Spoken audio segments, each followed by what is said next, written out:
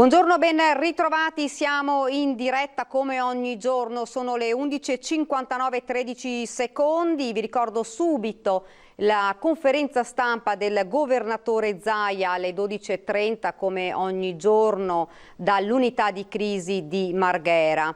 Ma anche parliamo di neve perché oggi il Veneto si è svegliato con i primi fiocchi di neve, tante le province, anzi tutte le province imbiancate, quelle colpite maggiormente sono state Verona e Padova. Vediamo com'è andata la situazione a Padova, dove sono stati attivati immediatamente tutti i mezzi spargisale. Vediamo. La neve ha cominciato a cadere nella notte. Padova e provincia si sono svegliate imbiancate da una coltre di nevischio che ha ricoperto strade ed edifici. Suggestiva l'immagine di Prato della Valle, un po' meno le strade della periferia in cui si è concentrato il traffico. I mezzi spargisale sono entrati in azione all'alba intorno alle 5:30 e hanno percorso le principali strade di accesso alla città e del centro. Il piano neve del comune era pronto da settimane in attesa della neve prevista proprio in questi primi giorni di dicembre.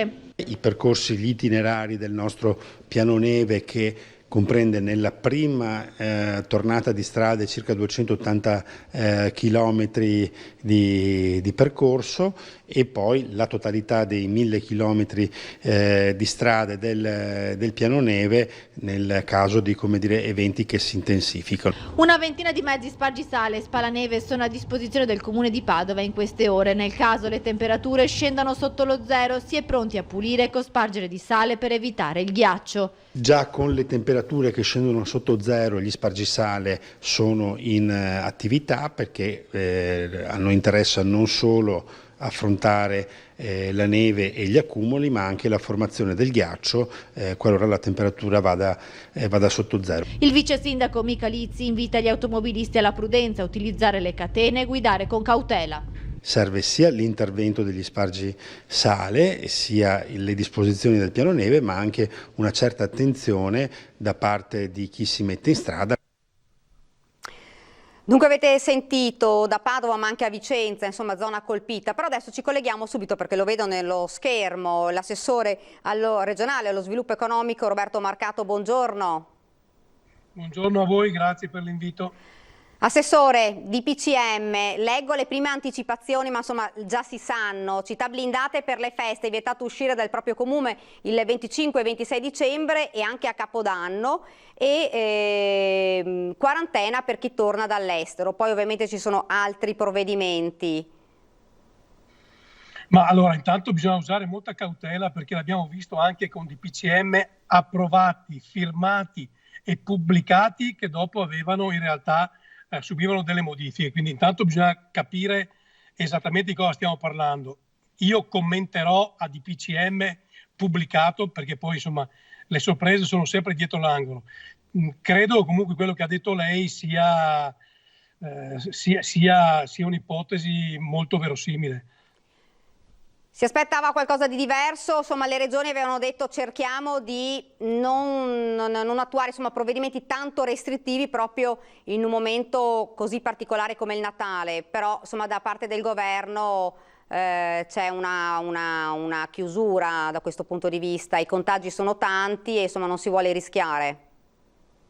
Sì, è che bisognerebbe chiederci perché l'Italia ha questo triste primato sia di contagi che di morti per Covid. Questo è il tema vero, perché non possiamo nasconderci dietro il fatto che evidentemente c'è una fragilità strutturale del sistema che non riesce a tamponare la pandemia da Covid.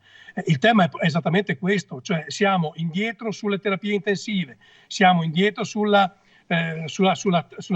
tracciabilità, insomma non è stato fatto quello che hanno fatto altri paesi, questo è del tutto evidente, e la cosa che a me preoccupa di più è che l'unico strumento che abbiamo oggi di interdizione nei confronti del coronavirus è la chiusura. Io non mi voglio arrendere a questo, cioè non è possibile che in un mondo dove noi riusciamo ad andare su Marte, dove facciamo operazioni a cuore aperto con sistemi via web, non riusciamo a convivere con il Covid. Cioè, la domanda tragica è: ma se il Covid rimane fra di noi per un altro anno, 2 anni, cosa facciamo? Chiudiamo il mondo e viviamo di cosa? Di pace e fiorellini? Cioè, è questo il dramma. Io davvero mi aspettavo che i governi anche europei avessero trovato delle strategie di convivenza con il Covid. Invece siamo al punto di partenza, cioè c'è un'epidemia e chiudiamo tutto. Ho capito, allora intanto questo lo trovo profondamente riduttivo. E in secondo luogo, ok, chiudiamo tutto, ma allora bisogna prevedere ristori veri per chi subisce queste chiusure. Ristoranti, albergatori, insomma, speravano in un provvedimento, insomma, si spera ancora in un provvedimenti meno restrittivi, perché insomma rimanere alla chiusura delle 18 proprio in questo periodo per i ristoranti sarebbe una mazzata non da poco. Sì, e tenete conto che i ristoranti, gli alberghi, per non parlare poi delle discoteche, di chi organizza i concerti, dei DJ, sono tutte categorie che soffrono da ben prima dell'8 marzo, del primo lockdown, e continueranno a soffrire nei prossimi mesi, per cui delle due l'una: o tu dai ristori veri, cioè strutturali, che servono a sostenere l'economia di queste categorie, oppure devi immaginare aperture e chiusure diverse. Io davvero faccio fatica a capire la differenza fra le 12 e le ore 20, cioè il pranzo e la cena. Anche qua, se gestiti bene, non capisco quale sia sostanzialmente la differenza. Io davvero non la capisco. Assessore, si parla della seconda ondata di contagio, adesso si parla anche della terza ondata di contagio, insomma economicamente davvero è un problema. Ma sì, ma era scontata la seconda ondata, è scontata la terza ondata, perché è così, nel senso che noi il virus ce l'abbiamo, è fra di noi, non abbiamo ancora un vaccino, e attenzione anche qua a vendere false illusioni. Non è che con il vaccino, se arriva a gennaio, a metà gennaio siamo tutti vaccinati e torniamo alla normalità. Non sarà così, e quindi ci sarà la terza ondata, sì, ma probabilmente ci sarà anche la quarta ondata. Il tema non è il fatto che ci saranno le ondate di Covid, il tema è come noi affrontiamo queste ondate. E ripeto, se l'unico strumento che abbiamo è la chiusura e basta, cioè, ragazzi, io la vedo davvero poca roba questa. E ripeto, bisogna fare scelte chirurgiche in materia economica, cioè bisogna selezionare sia territorialmente sia da un punto di vista della categoria merceologica. Non possiamo dare ristori a tutti a pioggia, a prescindere dalla gravità sottostante, perché se noi facciamo così, come dire, elettoralmente può essere interessante comunicarlo per un tornaconto elettorale, ma di fatto strutturalmente non serve a nulla. Ci sono anche categorie merceologiche che hanno raddoppiato i fatturati. Cosa serve dare sussidi a queste categorie? Non ha nessun senso. Bisogna selezionare in base alla gravità di impatto sulla categoria, cosa che in questo momento non sta avvenendo. Che cosa si aspetta da questo DPCM, Assessore? Ma cosa vuole che mi aspetti? In realtà sarà la fotocopia degli atti di PCM. Cioè, da questo punto, io sono un ottimista nato, ma da questo punto di vista non ho un grande ottimismo, nel senso che mi rendo conto che siamo di fronte a un governo che non ha strumenti per affrontare questa pandemia, cioè ne hanno pochi tutti i governi. E qui abbiamo anche una maggioranza che ogni giorno litiga, che ogni giorno si preoccupa più di guardare i sondaggi che di risolvere i problemi del paese. Ci sono anche brave persone che ce la stanno mettendo tutta, ma di fatto però la maggioranza fa fatica a trovare una linea condivisa davvero forte per contrastare la pandemia, e i DPCM ne sono un po' la cartina di tornasole, cioè non sono strumenti adatti al momento che stiamo vivendo. Ieri l'annuncio dei saldi che vengono posticipati. Sì, ecco, io là ho raccolto esattamente la richiesta che mi è venuta dal mondo del commercio. Il mondo del commercio mi ha chiesto di poter posticipare i saldi a fine gennaio e contestualmente di poter fare le promozioni nei 30 giorni prima della data dei saldi. E io ho preso carta e penna e ho scritto la delibera esattamente sulla volontà dei commercianti. Questo lo dico perché dovrebbe essere questo il metodo. È inutile che io faccia il provvedimento marcato, perché, come dire, fa figo e poi magari non serve a nessuno. Fai il provvedimento che serve, e quindi cosa bisogna fare? Prendi le categorie, le associazioni di categoria, prendi i commercianti e chiedi a loro di che cosa avete bisogno di questo. Buon, perfetto, io ve lo trasformo in provvedimento amministrativo. Questo dovrebbe fare anche il governo, perché altrimenti si crea uno scollamento fra esigenza territoriale, esigenza economica delle nostre imprese e provvedimenti presi.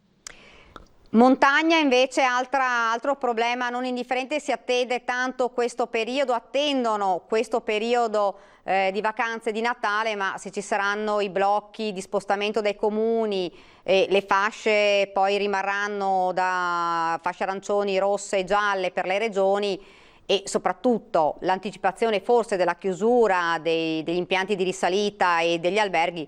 Questo sarà davvero, ci dicevano tutti i sindaci delle zone montane, sarebbe un drammatico. No, è drammatico perché, ripeto, anche qui come unico strumento abbiamo la chiusura.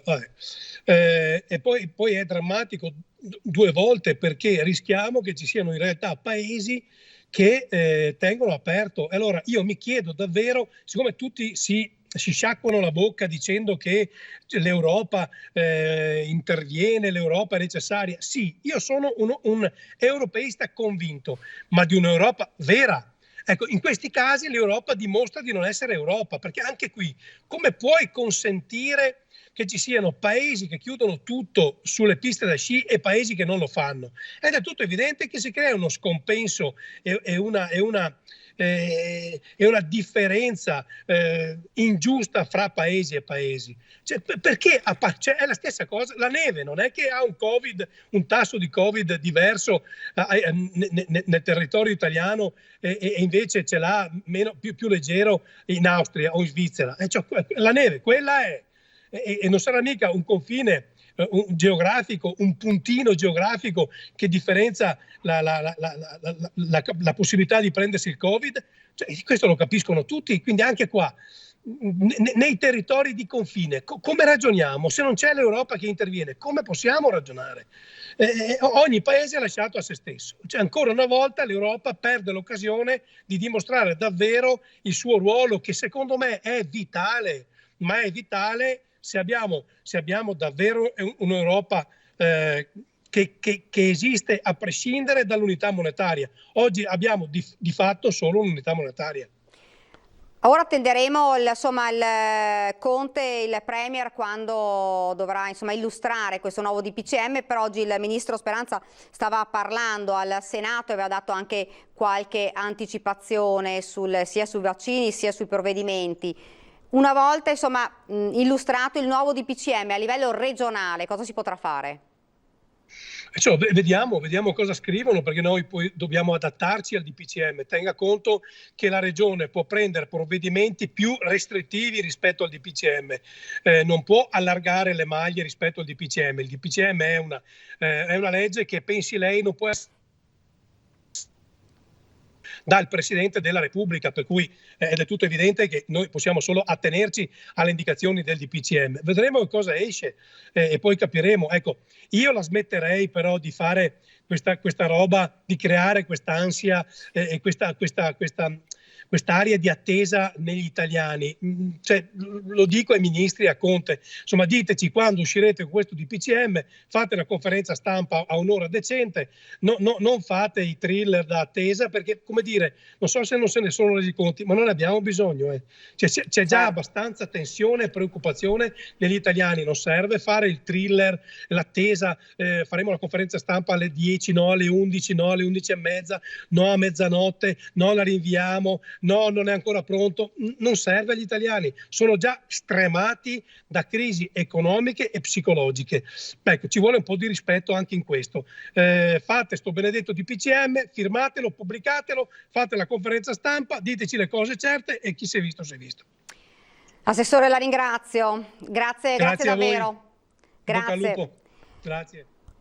Dunque avete sentito DPCM appunto che dovrebbe entrare in vigore il 4 dicembre, aspetteremo insomma di sapere quali saranno le novità, anche se come detto prima alcune anticipazioni già ci sono, ma giustamente l'assessore Marcato diceva aspettiamo perché possono cambiare poi all'ultimo momento, per cui si vedrà. Se la regia manda in onda una piccola parte del ministro Speranza, che oggi ha parlato al Senato anche dei vaccini che ricordiamo dovrebbero arrivare nel mese di gennaio e i primi ad essere vaccinati saranno gli operatori sanitari, per cui sentiamo le parole del ministro Speranza, se la regia riesce a mandarcelo in onda subito, poi torniamo in studio e ci colleghiamo anche con il sindaco di Cortina. Bene, grazie Presidente, onorevoli colleghi.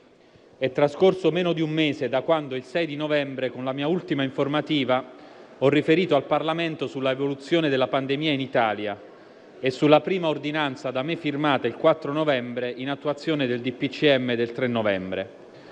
Adesso, con il rispetto che si deve al lavoro del Senato della Repubblica e della Camera dei Deputati, seguirò attentamente le osservazioni, le proposte e gli indirizzi che verranno formulati nel corso di questo dibattito parlamentare da tutte le forze politiche ai sensi del comma 1, articolo 2 del decreto legge numero 19. La seduta odierna assume un'ulteriore rilevanza perché nella seconda parte del mio intervento intendo illustrare le linee guida del nostro piano strategico sui vaccini Covid, elaborato dal Ministero della Salute, dal Commissario straordinario per l'emergenza, dall'Istituto Superiore di Sanità, dall'Agenas e dall'AIFA. Nei principali paesi europei un passaggio parlamentare come questo non è ancora avvenuto. Io penso che sia fondamentale il pieno coinvolgimento del Parlamento su una sfida così strategica per il futuro del Paese. Dunque l'acquisto del vaccino, ha detto poi il ministro Speranza, è centralizzato e sarà somministrato gratuitamente a tutti gli italiani. L'ho detto oggi il ministro, è probabile che saranno necessarie 2 dosi per ogni vaccinazione e l'Italia ha opzioni 202 milioni di dosi, ha optato per avere le prime dosi, potranno cominciare ad essere disponibili come abbiamo detto a gennaio. Ci fermiamo ora per una piccola pausa pubblicitaria, poi torniamo in studio e ci colleghiamo immediatamente con il sindaco di Cortina.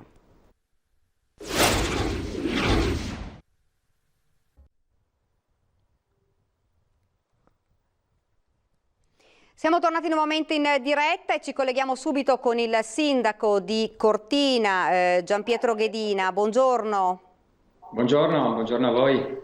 Sindaco, abbiamo sentito insomma che lì a Cortina gli hotel si stanno preparando, alcuni stanno già accendendo il riscaldamento che non è da poco e per far partire questa stagione, però ovviamente tutti in attesa di questo DPCM.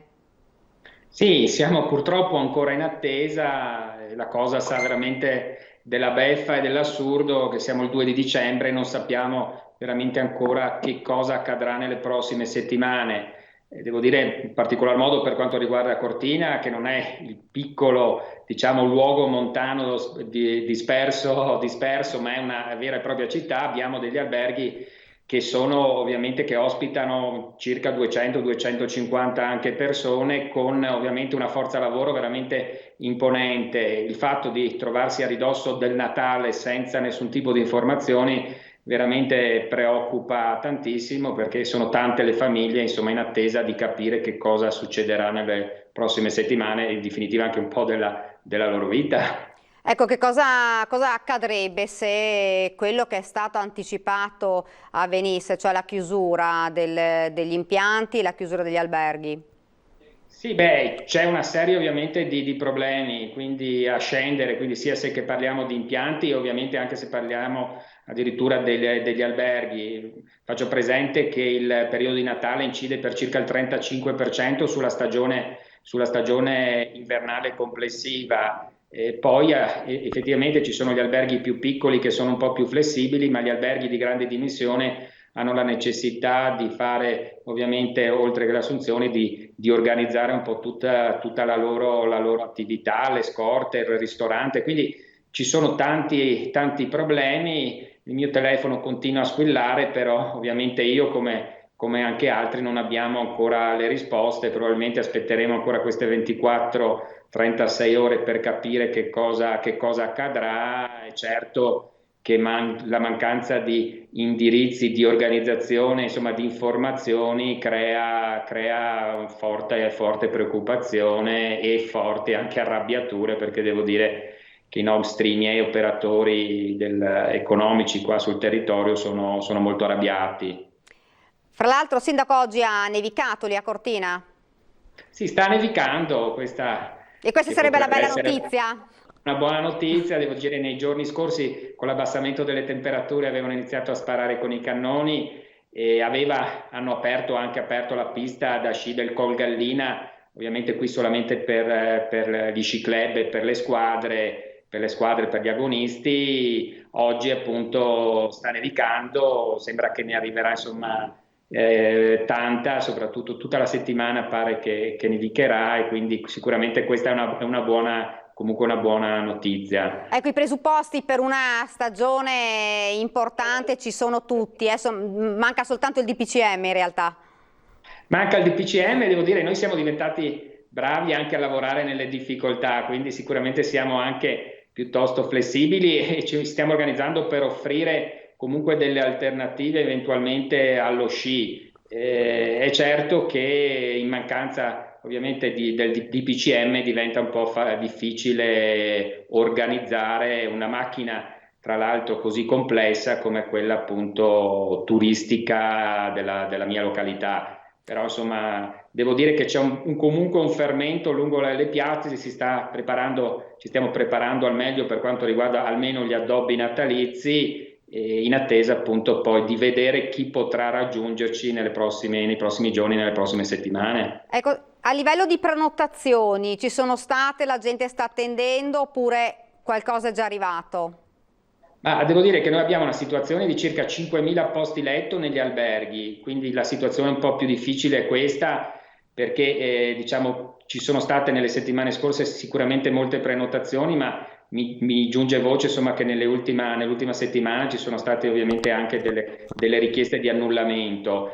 Però abbiamo tantissime seconde case, abbiamo circa 25.000 posti letto e questi sicuramente mi dicono insomma che saranno, se ci si potrà muovere, ma così sembra, insomma sicuramente saranno riempiti, e c'è sicuramente la ricerca e la corsa agli appartamenti, addirittura per tutta la stagione invernale, quindi non solamente per il periodo di Natale. Quindi comunque prevediamo insomma che Cortina si possa riempire. Bisogna appunto capire che cosa accade appunto nei comparti, in particolare degli impianti e degli alberghi, che sono ovviamente fondamentali e a cui sono legate ovviamente tutta una serie di attività e anche di persone che debbono essere assunte e impiegate. Ecco, per quanto riguarda invece i mondiali di sci alpino, dal 7 al 21 febbraio, ultimi controlli e ultime ispezioni da parte del FIS, e tutto sarebbe a posto in realtà. Sì, ieri abbiamo avuto le verifiche da parte della Federazione Internazionale. Devo dire era l'ultima verifica prima appunto dei campionati del mondo, che ricordo saranno dal 7 al 21 di febbraio del prossimo anno. Diciamo dal punto di vista tecnico sportivo tutto è pronto e tutto a posto, rimane un po' la variabile, l'incognita del pubblico, quanto pubblico eventualmente potrà partecipare alle gare, assistere alle gare. Dal punto di vista invece mediatico della televisione, ricordo che ci saranno probabilmente complessivamente 500 milioni, si stima, di persone che saranno collegate da tutto il mondo per assistere ai nostri mondiali. Un evento lungamente atteso, che noi ci saremmo augurati di farlo in formula diciamo tradizionale, quindi con il pubblico, una festa, in realtà trovandoci probabilmente in mezzo a questa pandemia abbiamo dovuto rivedere tante situazioni, però con l'augurio insomma che comunque l'evento si possa fare, che abbia la visibilità, anche se magari più mediatica e più televisiva, che merita. Sicuramente, Sindaco, un evento che sarà diverso rispetto a quello che Cortina si aspettava. Sicuramente sì, anche se devo dire appunto fortunatamente i social e la televisione daranno la visibilità a livello internazionale. Ricordo peraltro che oltre ai mondiali di sci che ospiteremo appunto a febbraio del prossimo anno, avremo anche il 12 di dicembre la Coppa del Mondo di snowboard sulle piste del Faloria. Questo ovviamente a porte chiuse, però anche questo è un evento sportivo importante che ormai ospitiamo durante le stagioni invernali ormai da alcuni anni. Avremo poi a gennaio le gare di sci da fondo con la Dobbiaco Cortina. Abbiamo comunque programmato una serie di eventi, di manifestazioni per tutto l'inverno di un certo valore, di una certa importanza. Ci troviamo ovviamente di fronte alla difficoltà di essere flessibili e di ovviamente contrastare questa situazione, diciamo, emergenziale, che ovviamente mette la salute al primo posto, ma che ovviamente sulla quale ovviamente bisogna fare i conti, ma che è una variabile, direi, anche qualche volta difficile da gestire quando si programmano e si devono gestire i grandi eventi sportivi. Sindaco, volevo chiederle anche un'altra cosa. In questa incertezza di questo momento, di questo DPCM, c'è qualche albergo che sta attendendo qualcuno che ha deciso di non aprire, nonostante sia il momento più importante come stagione? Sì, purtroppo sì, mi risulta che ci sia qualche grosso albergo che ha deciso di non aprire. Adesso sarà da capire se poi riaprirà dopo l'Epifania o se rimarrà chiuso per l'intera stagione invernale. Come dicevo, gli alberghi un po' più piccoli sono sicuramente un po' più flessibili, le grandi strutture che riperiscono anche personale, ovviamente non solo sul posto, ma normalmente arrivano molte persone dal sud Italia, dal centro Italia, o comunque le persone che normalmente fanno la stagione estiva al mare, vengono impiegate poi d'inverno nelle nostre strutture di montagna. Devo dire, questi grossi alberghi hanno sicuramente dei grossi problemi di programmazione e reperimento ovviamente del personale. C'è anche la variabile appunto di mettere nelle condizioni di viaggiare a queste persone e comunque diciamo l'anno scorso, gli anni passati, a fine novembre le attività erano già aperte con una programmazione diversa, certa. Diciamo questo è un po' difficile oggi, devo dire, per queste strutture poterle gestire. Comunque insomma ci auguriamo che a breve di avere buone notizie, per quanto appunto ci sia di fondo questa grande preoccupazione. Nel frattempo, ripeto, cerchiamo di essere flessibili e di ottimizzare quello di buono, se di buono insomma può arrivare. Ecco, in caso contrario di che danno si può parlare per Cortina? Sì, è difficile stimarlo. Ovviamente sia per quanto riguarda ovviamente le aziende interessate. Dicevo, complessivamente il Natale incide per circa il 35% sul fatturato complessivo della stagione invernale. Certamente sono centinaia di milioni di euro, in questo momento è un po' difficile quantificarlo. È certo che molte aziende che avevano programmato la propria attività, anche degli interventi importanti di tipo strutturale o di rinnovo complessivo, e contavano ovviamente di reperire le risorse durante la stagione invernale, si troveranno in grandi difficoltà per poter ovviamente rispettare anche i costi e diciamo le richieste dalla parte delle banche, che ovviamente in questo momento poi sarà anche difficile insomma in qualche modo poter rispettare le scadenze che si sono date. Comunque aspettiamo queste 24-48 ore e vedremo un po' come fare, ecco. Un'ultima domanda, Sindaco, a livello di amministrazione, iniziative per questa stagione? Iniziative, come dicevo, ce ne sono tante, non solo grandi eventi sportivi, ma ci sono grandi eventi e importanti iniziative dal punto di vista culturale. Ad esempio noi abbiamo la rassegna di una montagna di libri dove avremo circa una trentina di appuntamenti durante il periodo invernale e anche natalizio. quindi sia in forma multimediale ma anche, se sarà possibile, in presenza. Ci siamo preparati al meglio anche per quanto riguarda il prossimo weekend, che è il weekend dell'Immacolata. Ovviamente noi normalmente ospitavamo il Fashion Weekend, un evento che segnava un po' l'apertura della nostra stagione invernale. Quest'anno non lo potremo fare con le solite caratteristiche di festa sulle vie del paese, sarà invece gestito dal punto di vista diciamo più virtuale e multimediale, con una serie di video. Si prevede comunque l'arrivo di molta gente. Il Corso Italia è stato illuminato peraltro con un'illuminazione direi veramente molto molto molto bella, il nostro campanile, oltre che una serie di video mapping che vedremo in alcuni edifici lungo Corso Italia.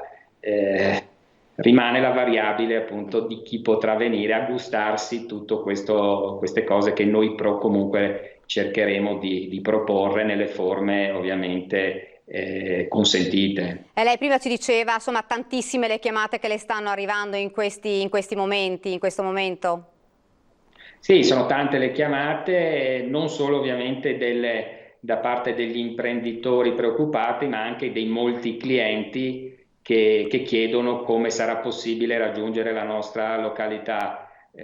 Molti probabilmente, devo dire, anticiperanno le proprie vacanze, perché se non si potrà viaggiare dal 20 probabilmente arriveranno il 18-19, quindi devo dire purtroppo molti stanno studiando delle escamotage per poter raggiungerci.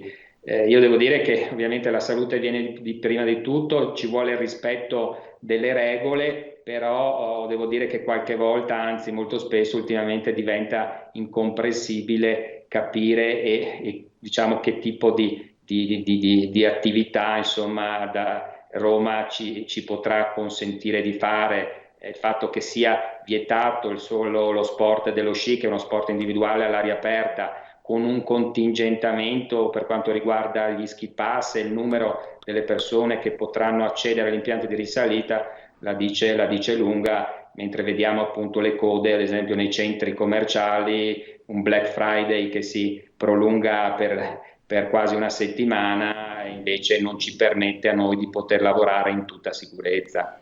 Ecco, Sindaco, noi stiamo vedendo alle mie spalle, in attesa dell'arrivo del governatore Zaia, e sentiremo anche com'è poi la situazione oggi attuale del contagio. Un'ultima domanda, che cosa si aspetta lei? C'è ancora un minimo di speranza che le cose insomma possano andare in maniera positiva per la vostra zona e per tutta la zona della montagna?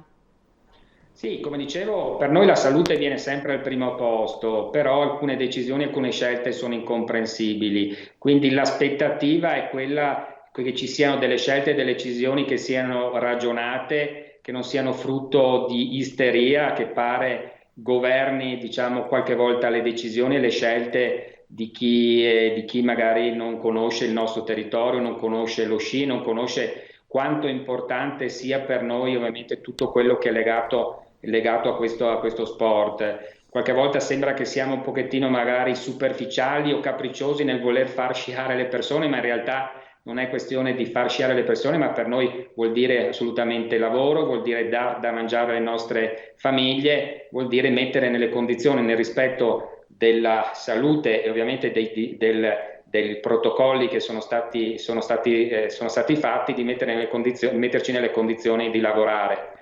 Io faccio qualche volta l'esempio anche di quest'estate, quindi le persone gli è stato permesso di andare al mare e di fare tutte le loro attività. In questo momento sembra quasi che è come se le persone potessero arrivare forse in montagna, non gli si permette di andare a sciare, come alle persone di permettere di andare al mare e non poter andare in spiaggia. In realtà anche questo è un controsenso, perché rischiamo magari che si formino appunto delle code, delle file nel centro, e non poter permettere invece alle persone in tutta sicurezza di poter godere del nostro territorio e quindi delle piste dove il distanziamento è assolutamente, diciamo, consentito, ecco. Ecco, DPCM permettendo, dalla Regione invece insomma si aspetta qualcosa, chiede qualcosa? Ma devo dire che con la regione abbiamo sempre un ottimo rapporto, di grande collaborazione, di grande ascolto, quindi sia col presidente Zaia sia con l'assessore Caner. Devo dire che anche in questo periodo c'è stato molto vicino e quindi sempre pronti ad ascoltare le nostre esigenze e a condividerle e a farsi in qualche promotore ovviamente delle nostre richieste. Quindi io sono certo che sia il governatore Zaia sia l'assessore Caner si faranno sentire e faranno la cosa giusta. Devo dire che certo qualche volta credo che anche per loro la partita diventi difficile, perché a Roma probabilmente ci conoscono poco e ascoltano poco quelle che sono le nostre richieste, le nostre esigenze. La montagna, devo dire, qualche volta si sente un po' abbandonata. Sindaco, la ringrazio. Grazie Grazie. davvero, grazie per a voi. aver accettato il nostro invito. Grazie anche della disponibilità di tutto questo spazio. Grazie Sindaco. Grazie, buon lavoro. Grazie. Dunque siamo in attesa, lo vedete, dovrebbe arrivare ormai a momenti il governatore Zaia per fare un po' il punto della situazione sui contagi, per parlare probabilmente anche di questo DPCM, per capire che cosa potrebbe accadere quindi nelle prossime ore. Ma andiamo un attimo a Venezia, perché ieri c'è stato appunto l'allarme dell'acqua alta e oggi il MOSE è stato sollevato a Venezia per proteggere appunto la città dall'acqua alta, che in mare raggiungerà, dicono, una massima di circa 120 centimetri, previsione rivista rispetto all'inizio, quello dei 130.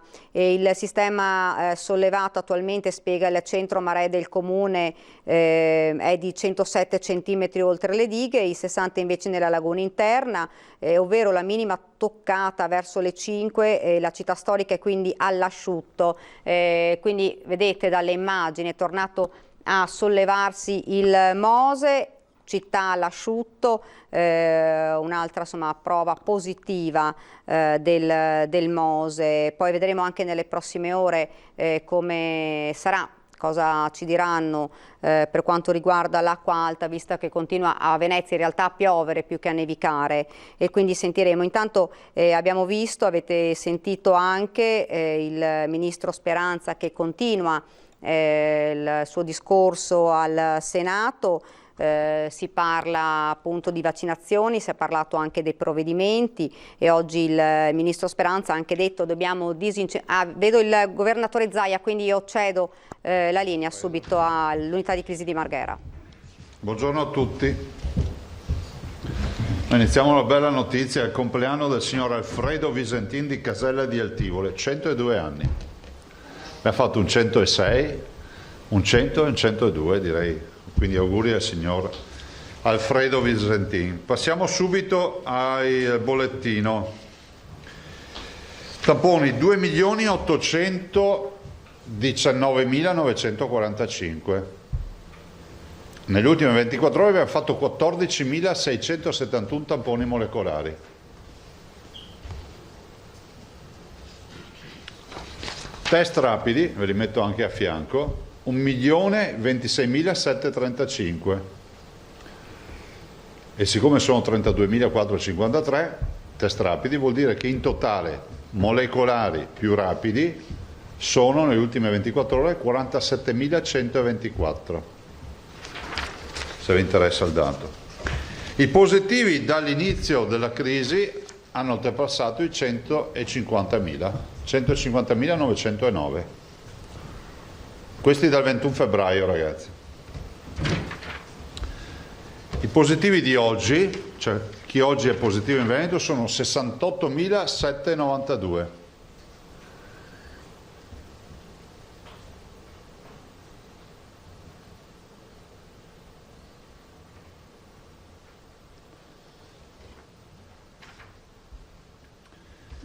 Nelle ultime 24 ore i tamponi ci hanno dato 2.782 positivi. Abbiamo modificato qualche tabella in maniera tale che sia ancora più chiaro per chi le vede.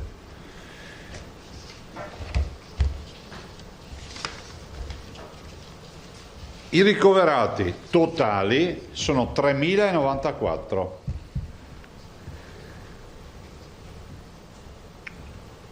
Questo è area non critica più terapie intensive. Le terapie intensive sono 340.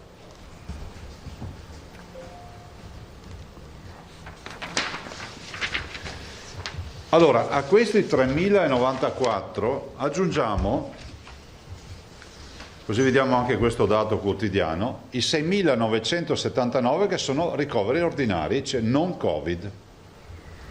Quindi c'è il debutto di questo nuovo dato. Vedete che un terzo dei ricoverati del Veneto sono Covid in questo momento, perché 6.000 più 3.000 fa 9.000.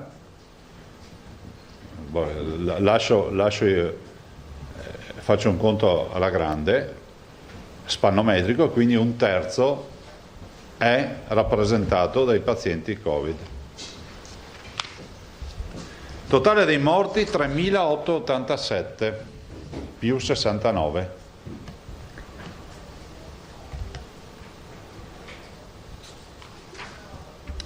I dimessi sono 3.000, i dimessi sono 7.392 più 116.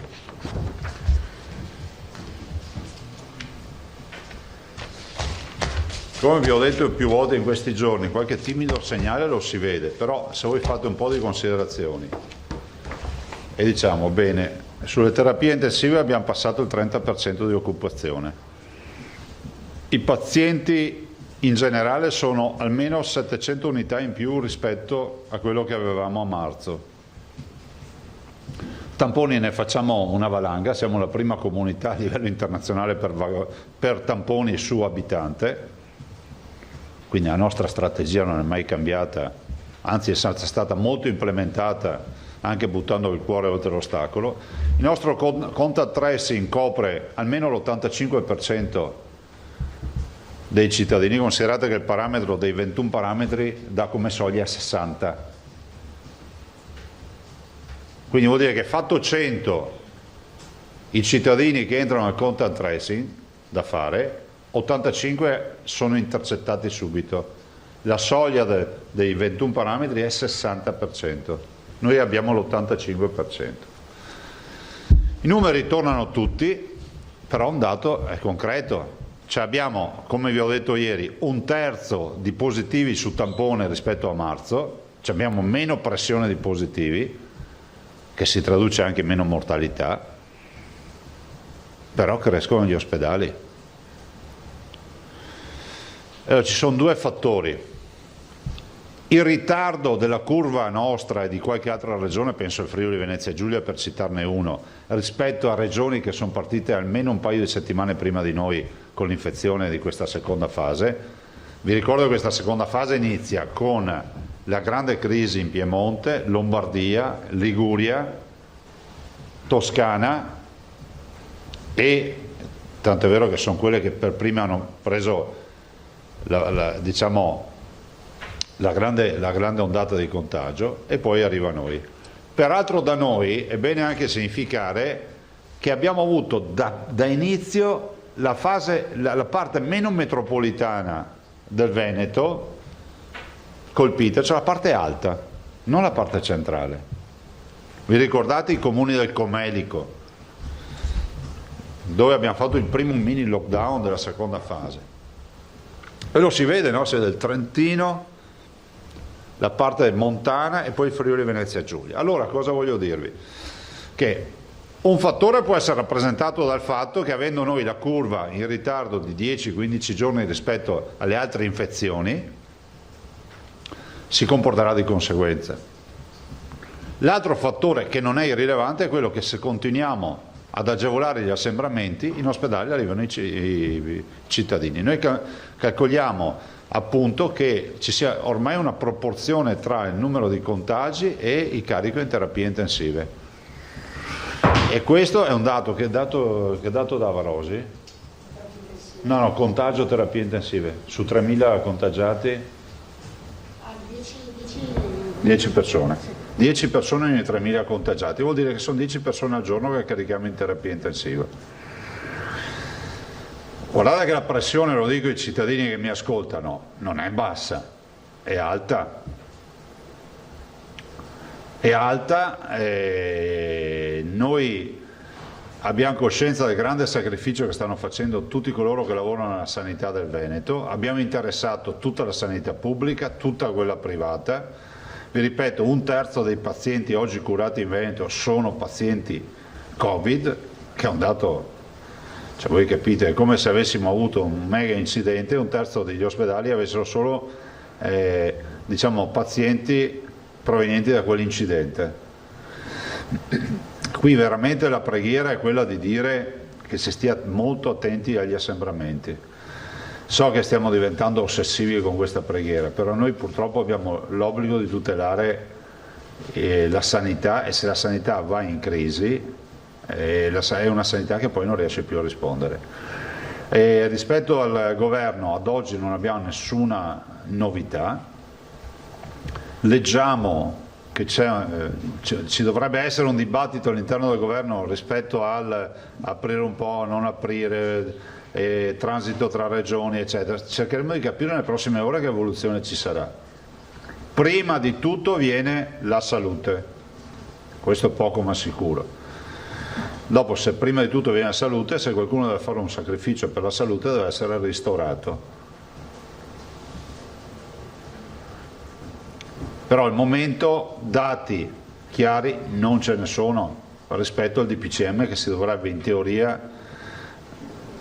diciamo, approvare entro la mezzanotte di domani, che è il giorno 3.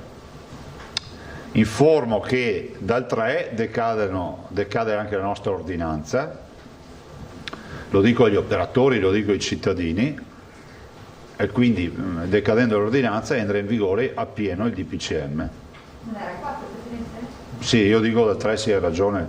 Prudenzialmente l'abbiamo messa al 4 per evitare di trovarci con il solito buco di 24 ore. Comunque di fatto con l'ingresso, a parte il fatto che l'ordinanza ha efficacia, diciamo l'efficacia quella pesante è quella della chiusura domenicale, poi ovvio c'è quella del mantenimento della quota di clienti per metro quadrato in tutte le attività commerciali. Staremo a vedere poi anche questo tema degli assembramenti che vanno oltre le piste da sci, come verrà affrontato ovviamente nel DPCM, questo l'abbiamo chiesto, no? Se il problema è l'assembramento deve essere un problema uguale per tutti. Io non ho altro da aggiungere. Zambò, Tosatto, Pederiva, Giacomuzzo, niente. Filippo, oggi te che frega, non sei più il pistolero. No, più veloce sarò del molto West. breve. Solo per capire, quindi non vi è arrivato il testo come No. invece pareva di capire? No, ieri sera? no, se no ve lo direi ragazzi, noi non abbiamo nulla. Ma avete avuto una riunione questa mattina No. oppure no? Oggi pomeriggio? No, spero che oggi pomeriggio ci sia una convocazione. Guardate, noi siamo a disposizione H24, come al solito. Ha sentito il Presidente Bonaccini sta premendo per avere una bozza su cui ragionare? Oppure... Questa mattina non l'ho sentito, però posso garantire che la richiesta di avere un testo su cui lavorare è una richiesta che è emersa già l'altra sera nella riunione tra presidenti. Diciamo che la speranza è quella che, mancando ancora quasi 48 ore, quasi, anzi un po' di meno, sarebbero 36 ore, se andiamo alla mezzanotte più o meno dai, a spanne, e io spero che arrivi un testo, quantomeno sul quale poter fare delle considerazioni, però l'impressione è che ci sia anche un dibattito all'interno del governo su alcune misure, ad esempio i ricongiungimenti familiari natalizi, la chiusura dei ristoranti il giorno di Natale, quindi con la possibilità di fare la cena e il pranzo di Natale. Fermo restando, cari signori, che il ristorante ha adottato e ha investito per le linee guida. Cioè, in via teorica il ristorante, a meno che qualcuno dica che le linee guida del ristorante non vanno bene, è la realtà più in regola, è normata da delle linee guida. Quindi c'è il tema del transito fuori regione, il ricongiungimento familiare per le festività, c'è il tema dei ristoranti, c'è il tema delle piste da sci / strutture ricettive delle località sciistiche. Vedete che adesso il dibattito si sta un po' ampliando, no? Chiudere tutto, lasciare gli impianti aperti solo per coloro che sono residenti, turisti e non, residenti nella località. Terza opzione che si vede da qualche parte, chiudere tutti gli impianti e lasciare aperte tutte le strutture ricettive. Dopo c'è il tema delle seconde case. C'è chi dice no seconde case, quindi no transito fuori regione oppure in o fuori dal comune durante le festività natalizie. C'è chi dice l'infezione che gestisco a casa mia la posso gestire nella casa o nella mia seconda casa, perché è la stessa roba. Quindi capite che il tema è un tema che ci dice che questo è un DPCM centrale nella storia del Covid. E l'ultima cosa, lei ieri diceva deve essere un DPCM di prospettiva di media e lunga distanza, sì. Però questi sono tutti provvedimenti che si concentrano nei 20 giorni a cavallo del nuovo anno e delle festività. Avete condiviso anche questa impostazione di prospettiva lunga? È stato detto chiaramente di ragionare in prospettiva. Faccio un esempio, sulla scuola vogliamo ragionare in prospettiva all'interno del DPCM?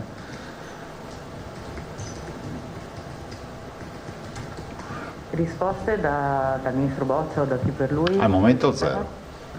Zero, ma nel senso che ci siamo lasciati ieri dopo la riunione interlocutoria, in teoria adesso ci vorrebbe un testo sul quale ragionare, se ce l'hanno. Grazie. Prego. Tosato. Magari faccio una domanda più avanti.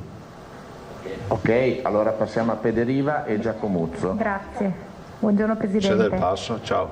Dopo le indiscrezioni di stampa, oggi in realtà il Ministro Speranza ha parlato in audizione al Senato, quindi sì, abbiamo almeno ho sentito. Ecco, la viva voce dell'esponente del governo. Sostanzialmente lui mi pare di capire che abbia detto che verrebbe confermato l'impianto dei 3 colori, quindi gialli, arancioni e rossi, sì. E che l'idea comunque è di bloccare gli spostamenti anche tra comuni a Natale, a Santo Stefano e a Capodanno. No, guardate, sostanzialmente ha confermato quello che vi ho anticipato io ieri, che la base di colore per tutta Italia, la base nella migliore delle ipotesi è la zona gialla. Questo l'ho detto anche in riunione. Per quanto riguarda la migrazione di Santo Stefano, di Natale tra comuni o quello che è tutto ancora da mettere nero su bianco. Fosse così, voglio dire che il Veneto auspicabilmente resta in zona gialla, si mantiene le restrizioni attuali con l'aggiunta di queste limitazioni per quei 3 giorni, potrebbe essere una soluzione condivisibile, magari con ristoranti aperti, ecco, per cui uno va nel... Bisogna leggere il DPCM nel suo complesso, cioè come si può dire, il campo operatorio è molto più vasto della venula che sta perdendo un po' di sangue, cioè bisogna vedere tutto il campo operatorio. È da Crozza questa, Non so. Io sono andato in sala operatoria, non so se a Crozza c'è mai andato. Gli auguriamo di no. No, ma non come paziente. No, intendevo... Come clinico, come chirurgo. No, come osservatore quantomeno. Casomai lo invitiamo qui se vuole vedere dei super chirurghi all'opera. Battute a parte, sempre Speranza poi ha dato conto del piano vaccini anti-Covid, annunciando da gennaio l'opzione su 202 milioni di dosi senza obbligo vaccinale, con priorità per le categorie a rischio che già conoscevamo. Volevo capire se rispetto a questo state procedendo con il piano per questa maxi campagna, quindi quanti drive-in pensabili, attuali, ne servono di più? Vi presenteremo il piano, ma comunque noi siamo pronti per questa campagna vaccinale. Considerate che arriva in un momento nel quale, ve l'ho detto anche ieri, ci ritroveremo Covid, poco o tanto non lo sappiamo, stiamo parlando di gennaio, ci ritroveremo il virus influenzale, se Dio vuole con la mascherina un po' lo placheremo, e poi avremo la più grande campagna vaccinale della storia.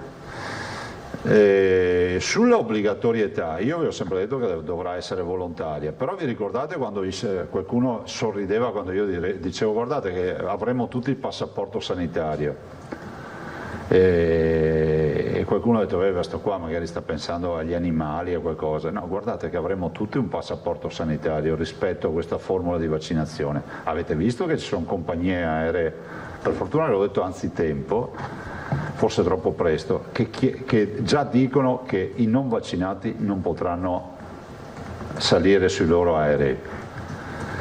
Allora io penso che accadrà che sarà una campagna, diciamo, assolutamente volontaria, ma poi ci sarà la necessità dal punto di vista sociale di avere il vaccino, perché accadrà inevitabilmente che alcuni paesi chiederanno di essere indenni, no? Quando tu chiedi da un punto di vista sanitario di essere indenne da una malattia, devi pretendere l'ingresso al vaccinato, del vaccinato. E per quanto riguarda le forniture, l'Europa non sta facendo una bella figura, perché se si legge che la Gran Bretagna sta già vaccinando, con gli stessi vaccini che noi dovremmo utilizzare in gennaio, ne viene fuori che tecnicamente è spiegabile, la Gran Bretagna non è più in Europa, ma se la grande Europa arriva dopo un paese che non è più in Europa, vuol dire che qualcosa non funziona. Cioè la Gran Bretagna, da quello che sappiamo, è pronta sia con Pfizer e si legge che anche AstraZeneca ha comunque già pronto il quantitativo. Capire che questi iniziano a vaccinare, noi ne parleremo fra un paio di mesi, non è una bella figura che ci fa l'Europa. E ci verranno a dire che la Gran Bretagna non ha l'approvazione EMA e l'Europa invece c'ha l'EMA. Sì, lo capivo, ma intanto i vaccina. Cioè, voglio ricordarvi che i vaccini, adesso immagino che Pfizer il suo vaccino ce l'avrà approvato, dicono, entro il 10 di dicembre dall'FDA americana. Faccio una domanda al mondo, davanti al più grande ente certificatore internazionale degli Stati Uniti, la Food and Drug Administration, noi rifacciamo tutta la procedura, sì, diciamo nella norma è così, ma in questo caso non varrebbe la pena di accelerare un po'? Punto di domanda.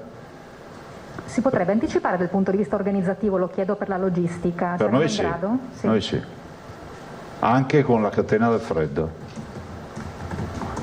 Ma guardate, prima ci arrivano i vaccini meglio, perché sta diventando veramente un'agonia sta storia. Anche perché pesa anche psicologicamente nei cittadini, cioè i cittadini sono bombardati da notizie tutti i giorni. Tutti noi abbiamo sto incubo del Covid, perché comunque riduce al minimo le relazioni sociali, non hai più la libertà, no? Tutti parlano di libertà personali, ma ci possono pure lasciare liberi, e che libertà abbiamo? Dobbiamo girare la mascherina, stare attenti dove tocchiamo mani e distanze di sicurezza.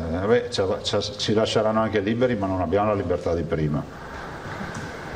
E poi sui vaccini invece anti-influenzali magari chiederò all'assessore Lazzarini, che abbiamo una sollecitazione da una lettrice. Chiudo, Presidente, se posso, con un'ultima cosa in riferimento al recovery plan o fund, o comunque lo vogliamo chiamare. Abbiamo dato conto della delibera pubblicata sul BUR. Ho visto. Ci mancava la posizione politica, nel senso, questa è, come dire, la lista della spesa che il Veneto presenta, però le risorse pare che saranno in realtà sensibilmente inferiori intanto nel 2021. Ma guarda, noi i compiti per casa li abbiamo fatti. I veneti possono prendere in mano questa, diciamo,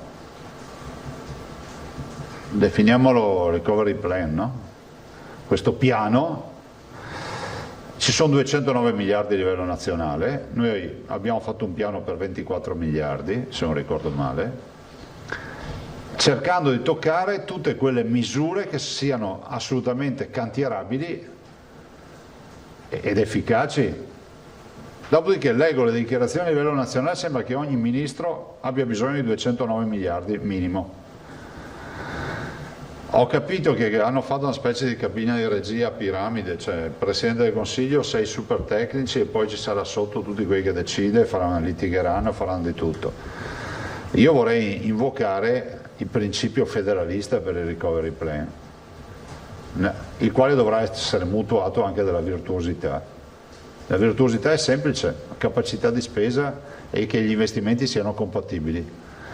È vero che ci sono tutta una serie di condizionalità europee per poter investire, però è altrettanto vero che io ho sempre il terrore che vengano dispersi, perché i 209 miliardi, che è un treno che passa una volta nella vita, tu li devi impiegare per creare occupazione e economia.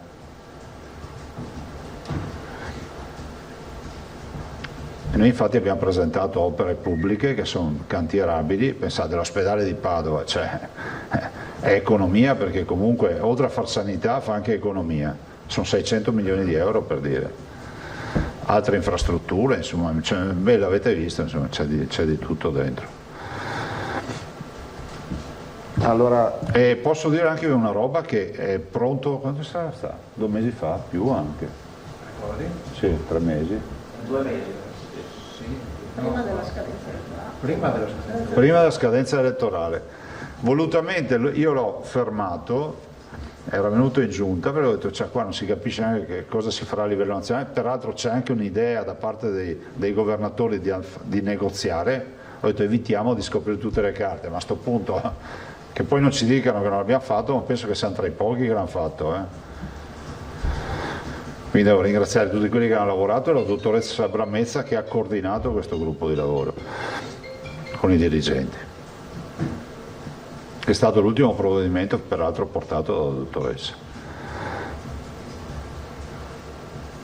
Allora Cristina, Giacomuzzo e poi Filippo Tosato.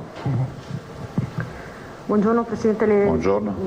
La farei tornare ancora sul vaccino anti-Covid. L'EMA ha ipotizzato 2 date per esprimersi su Pfizer, il 29 dicembre e il 12 gennaio su Moderna. In Inghilterra la settimana prossima parte. Esatto. Visto questa scaletta, e la scaletta è quella di dire una volta che l'Italia ce l'ha, facciamo prima i sanitari, poi l'RSA con gli anziani, prima di primavera tutti gli altri. No, ma noi finiremo a vaccinare a fine estate. Finire di vaccinare a fine estate. Sì. 2021? Tutte le categorie. Tutte le categorie sì. a rischio. Cioè, okay. I 5 milioni di veneti che vorranno sottoporsi, cioè non ce la facciamo prima, ma con questi presupposti no. Cioè, mi chiedo per quale motivo dobbiamo andare a ricontrollare il dossier che hanno già controllato gli americani con l'FDA e anche gli inglesi a questo punto che se lo sono fatto in casa questo controllo. Del resto, scusate, facciamo una domanda che qualcuno magari farà arrabbiare qualcuno. Cioè, ma perdonatemi, c'è una possibilità per cui noi possiamo dire di no ai vaccini con l'EMA? Che c'è già mezzo mondo che sta vaccinando. Vi ricordo che il vaccino cinese è già stufi di fare il vaccino. Cioè voi sapete che hanno vaccinato da loro, sono andati in Medio Oriente a vaccinare, in Africa, in alcuni paesi dell'America Latina. Non si dice mai questo, con un vaccino. Prego? Il vaccino cinese, quello russo, qui in Europa non viene preso in considerazione. Io non so come funzioni sta roba, però non mi risulta che la Cina sia un borgo di una piccola città, cioè, ha una massa critica anche dal punto di vista scientifico non irrilevante. Si sappia che a Dubai si vaccina con il vaccino cinese, tanto per dirne una. In Marocco, ho letto che ci facevano vaccinazioni 20 giorni fa, in America Latina qualche paese sta vaccinando. Per cui noi stiamo arrivando da europei da buoni ultimi, interessante come strategia. Scusi, poi un'ultima precisazione, in vista di questo DPCM di cui ancora c'è molta nebbia, danno per scontato che palestre e piscine restano ancora chiuse? Questo sembra di sì da quello che è stato detto ieri. Sostanzialmente il DPCM, da quel che è dato a sapere dai discorsi fatti ieri, parte da una base, la base è la zona gialla. Quindi tutte le restrizioni che noi conosciamo per la zona gialla, che sempre rispondendo a quei 2 o 3 che si ritrovano alla cabina telefonica che sanno tutto, vorrei ricordare che ci sono delle restrizioni di base da DPCM, a prescindere dal colore, cioè c'è una roba di minima, prevede la chiusura delle palestre, prevede la chiusura di bar e dei ristoranti alle 6 di sera, prevede la chiusura dei centri commerciali, sono le robe che sapete. Non lo dico quelli che pensano che la zona gialla non abbia restrizioni, prevede anche il divieto di assembramenti della zona gialla, come la zona rossa e la zona arancione. Filippo Tosato. Buongiorno Presidente. Ciao. Un dettaglio che riguarda prima di tutto il report odierno. C'è un numero abbastanza abnorme di negativizzati. Sì, 13.000. E cosa è successo? Perché sono stati messi in linea con i dati del SISP e dopo vi diamo anche una nota proprio formale in cui vi spiegano come è stato fatto il calcolo, cioè adesso siamo ancora di più sul pezzo, quindi scarichiamo tanti negativizzati che magari prima erano ancora fluttuanti, che dal punto di vista sanitario per noi non era più un problema, lo era ma dal punto di vista sociale. Cioè erano dati arretrati, insomma, in poche parole. Si stanno allineando sempre di più i dati, proprio in virtù del fatto che il contact tracing si incrementa sempre di più. Però guardate, dopo ricordiamoci, facciamo fare una nota proprio dall'ingegner Bortolan che segue questi dati e ti ricordi Carlo? Una breve nota che sia comprensibile. Comunque la sostanza è che erano dati arretrati che vengono smaltiti in poche parole. Sì, sono 13.000. Esattamente, ti dico anche quanti sono. Io prima non ve l'ho detto per evitare di stare lì a mettere dati su queste robe qua. Un attimo solo, eccolo qua. Sono esattamente 14.000 negativizzati scaricati nel bollettino di oggi per effetto dell'allineamento con i SISP. Un'altra domanda riguarda le terapie intensive. L'altro giorno, ma l'ho visto per caso, sulla Gazzetta Ufficiale è uscito un decreto che riguardava, riformulava, puntualizzava la dotazione di personale delle terapie intensive. Sì, gli standard. Ed è una dotazione impressionante, parlo da profano, insomma, magari non si ha idea di quanti medici specializzati, quanti infermieri occorrano per una terapia intensiva. Vado a memoria, ma si parlava di 8 posti letto, tipo 24 medici, sui 3 infermieri, una cosa del genere. La domanda è: il Veneto ha dichiarato 1 migliaio di posti letto in terapia intensiva. Qualcuno ha detto ma sono questi posti letto, ce ne sono 111 che in realtà sono posti letto in sala operatoria. Blocchi operatori. Ma al di là di questo, noi abbiamo davvero il personale sufficiente in caso di attivazione reale di queste terapie per farle funzionare? Ma guardi, intanto diciamo che lo standard che ci impone la legge non è i 111 delle sale operatorie, perché non continui sta leggenda metropolitana, sono in più rispetto a quello che è previsto per legge. Cioè noi potevamo fermarci a 8,70, 8,77, noi siamo andati a 1000 del 34, quindi a 1000 ci arriviamo perché abbiamo nel nostro piano, eventualmente nella massima emergenza, di arrivare anche ovviamente alle sale operatorie. Ma perché alle sale operatorie? Spieghiamolo, anche qui leggo delle robe fantascientifiche. Perché le sale operatorie hanno già l'impianto, e quindi che senso ha? Visto che considerato che la sala operatoria dove c'è un Covid non viene utilizzata, in ospedale Covid, ci metto i letti perché c'è già l'impianto per mettersi poi le macchine, tutto qua.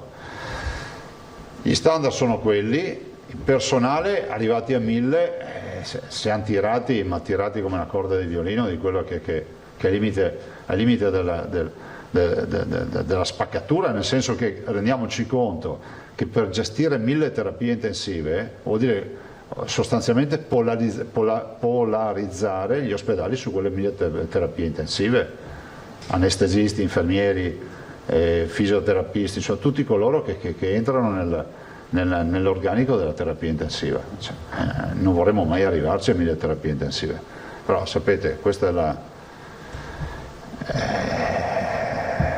way out, definiamola così, cioè, la via di uscita è quella di essere pronti a tutto, tant'è vero che noi presenteremo i prossimi giorni un piano per la quinta fase, ve l'ho già accennato, no? La quinta fase nella quale noi già ci siamo, dai 2.500 ricoverati ai 6.000, ma in questo range, no? Che sono 3.500 ricoverati, no? Da 2.500 a 6.000. Come affrontiamo l'occupazione graduale dei letti? Con che modalità? Con che strutture? Diciamo, aggredendo che reparti? Con quali spazi? Ecco, questo ve lo diremo, ovviamente magari speriamo che resti un'esercitazione da scrivania, resterà agli atti, però noi vogliamo depositare anche, diciamo, quello che rappresenterebbe un assetto di guerra totale. Ecco, siccome lei, noto che oggi lei ci ventila molti piani, molti report, ma poi ci lascia a bocca asciutta. No, ma ve l'ho già detto che riportiamo questo. Fra l'altro io l'ho visto ieri, però va aggiustato un attimo, anche perché insomma, quando esce non è proprio irrilevante.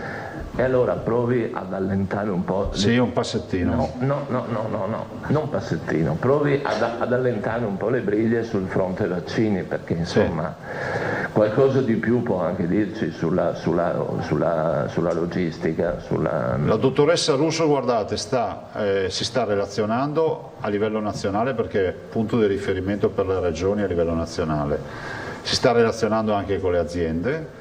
L'azienda Zero ha già comprato i refrigeratori per garantire la catena del freddo a -80 per il Pfizer, perché l'altro, il Moderna o Moderna come lo chiamano, non ho ben capito come si deve pronunciare, allo 0,5 di temperatura, per cui è frigorifero. E poi c'è AstraZeneca, che ha un vantaggio sugli altri, che costa poco e sembra che sia fra l'altro è italiano, Italia e Oxford, e è quello che costa di meno. Il rapporto che ho letto da qualche parte è 20 euro, 2,50 euro, una roba del genere, e dall'altro sembra anche che la risposta anticorpale sia una risposta importante, che anche questo dovrebbe titolare sopra il 95% dei casi trattati. Voi capite che il vaccino resta veramente l'approdo sicuro, a questo punto non abbiamo altre soluzioni. Sì, appunto, lei ci ipotizzava il ricorso a un ventaglio di soluzioni poi distributive per l'erogazione. Certo. Abbiamo letto di drive-in, di tendoni, ve lo confermo? Di punti mobili, medici di base, territorio, di tutto. Sì.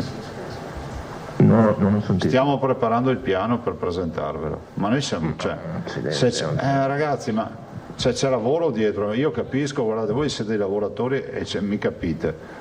Considerate che però io posso garantirvi che se ci dicessero fra 10 giorni arriva il vaccino, noi altri lo faremo fra 10 giorni.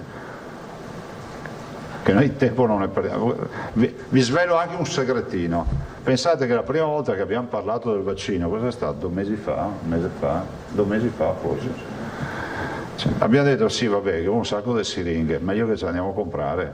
Pensavo che non venga fuori che mancano le siringhe. Quindi ci siamo anche informati su questo. Dopodiché sembra che ci...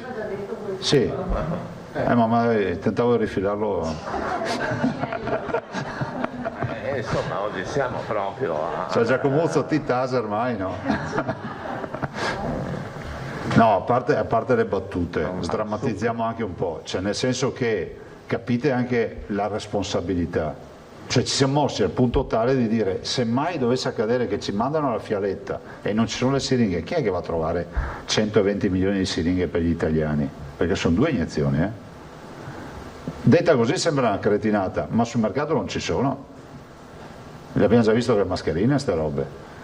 Quindi abbiamo già affrontato tutti i casi possibili di inefficienza che potrebbero crearsi. Non abbiamo capito bene qual è la reale.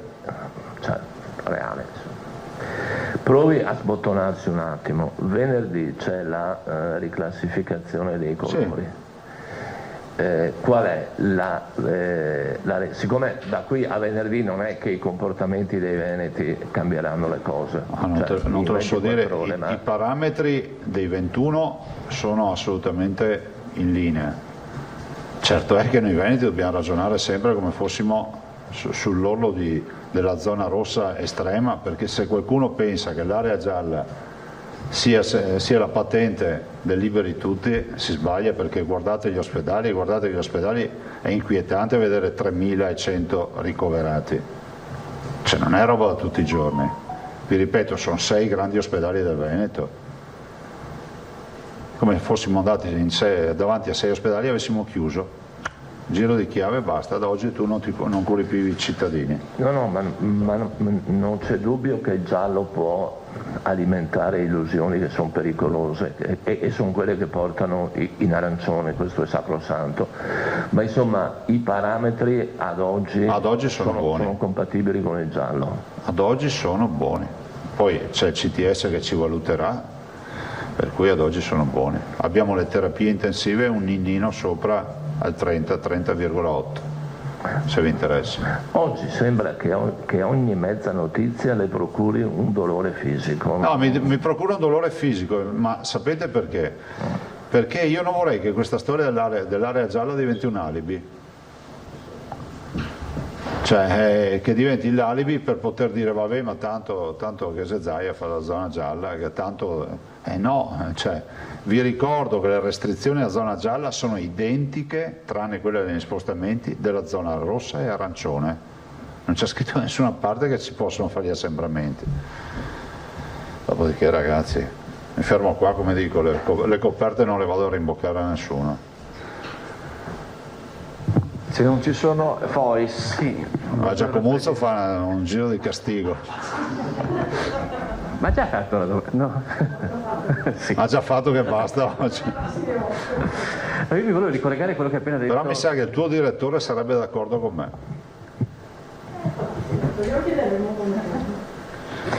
Mi volevo ricollegare a una frase che adesso ha pronunciato Tosato, cioè il comportamento adesso dei veneti non cambierà nelle prossime settimane.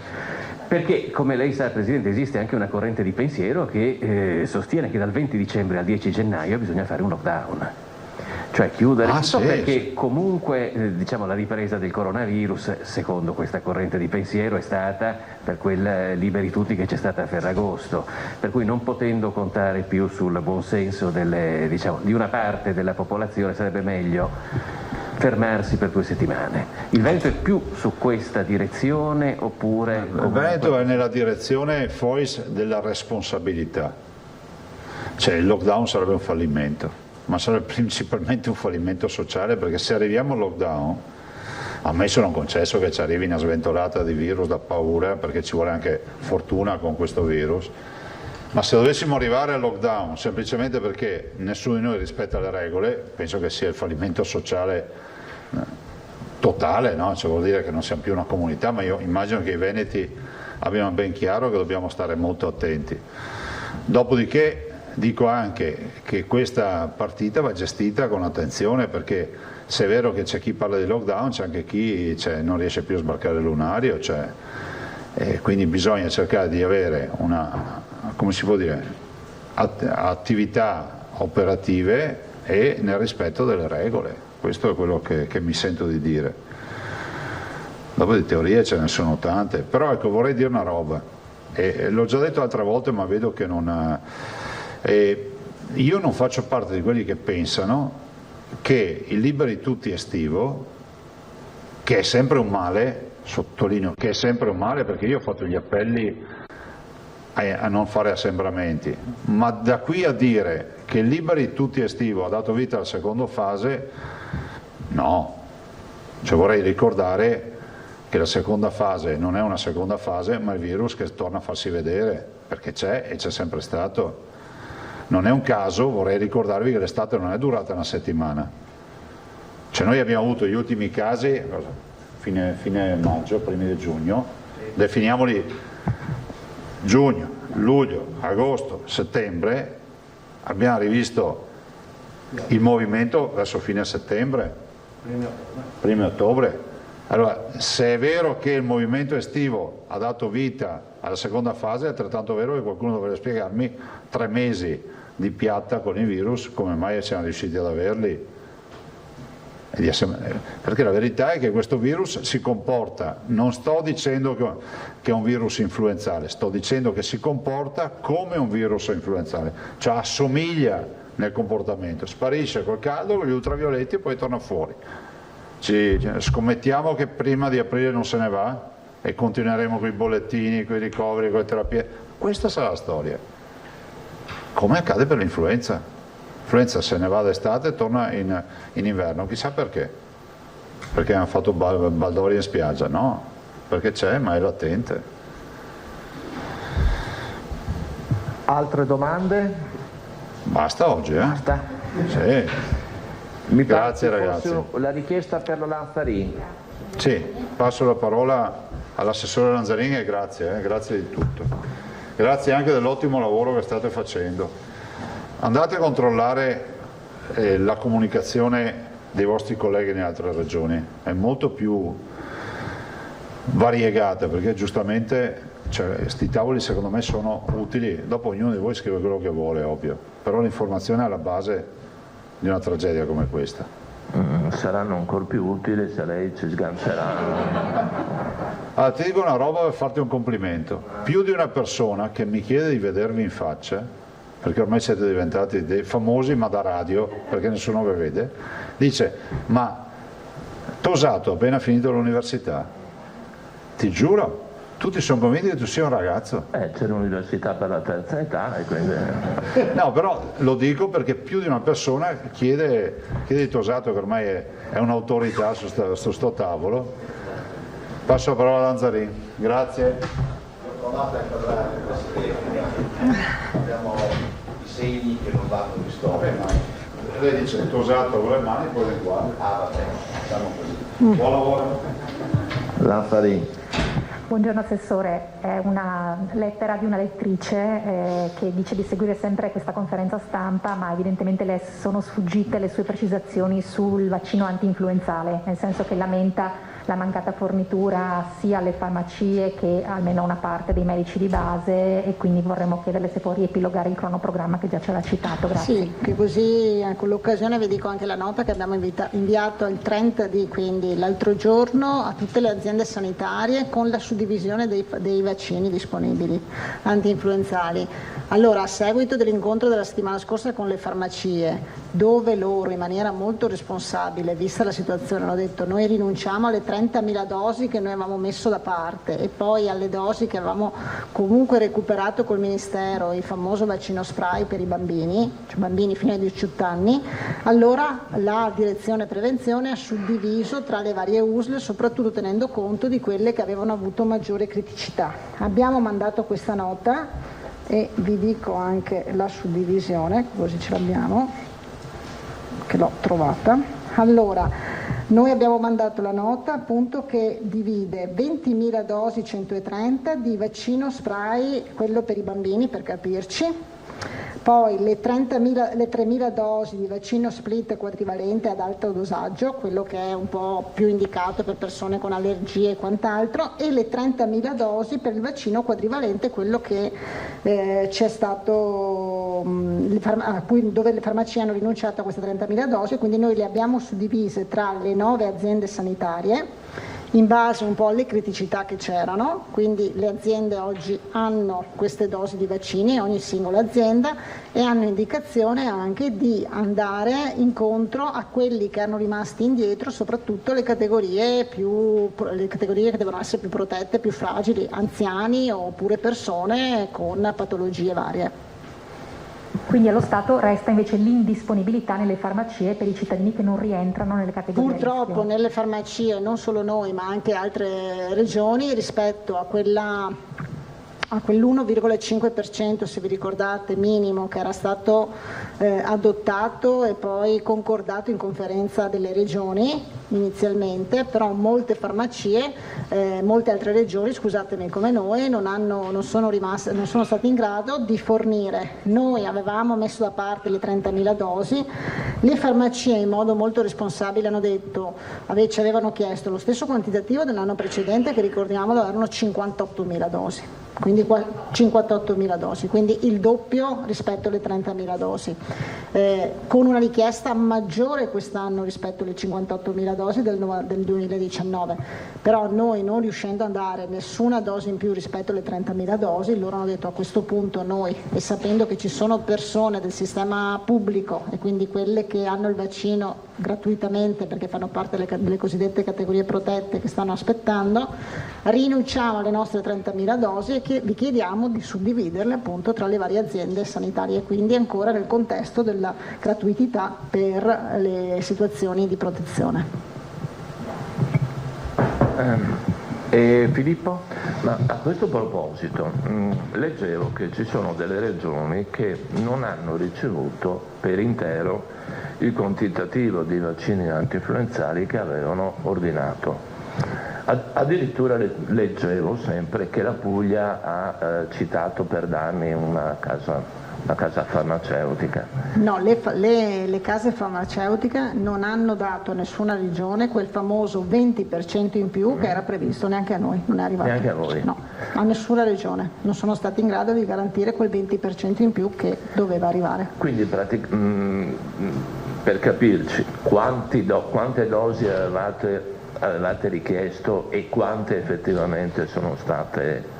Vi devo far fare un conteggio, non lo so, io penso è un 20%, penso che saranno sulle 50.000 dosi, forse 50.000, 100.000, insomma quel 20% forse, però siccome non sono sicura di questo numero ve lo quantifico e ve lo faccio dire. Che però non ha ricevuto nessuna regione perché le case farmaceutiche non sono state in grado di garantire a nessuno questo 20% previsto dal contratto. Perché è previsto dal contratto? Sì, in base a quello che era la contrattazione, sì. Perché ricordo normativamente che il Veneto aveva chiesto un quantitativo di dosi quest'anno discretamente superiore a quello del Veneto. No, allora le dosi mi ricordo quest'anno abbiamo chiesto 1.340.000 dosi, mi sembra, che sono il doppio rispetto alle 700.000 dosi, quindi quasi il doppio insomma del 2019, quindi noi abbiamo comunque chiesto e ottenuto il doppio, manca questa aggiunta del 20% che era stato previsto. Non so se vale sempre la pena, Assessore, sottolineare che non li ordiniamo per la sanità pubblica. Chiaro? Le farmacie. No, noi ordiniamo per la, certo. Solo che cosa è successo quest'anno? Quest'anno cosa è successo? Chiaramente le farmacie perché hanno chiesto a noi? Perché nessuna casa farmaceutica aveva a disposizione vaccini e le farmacie non hanno potuto andare a acquistare direttamente come facevano gli anni precedenti, perché hanno riservato tutto per il sistema pubblico. Ma questo dappertutto, sì.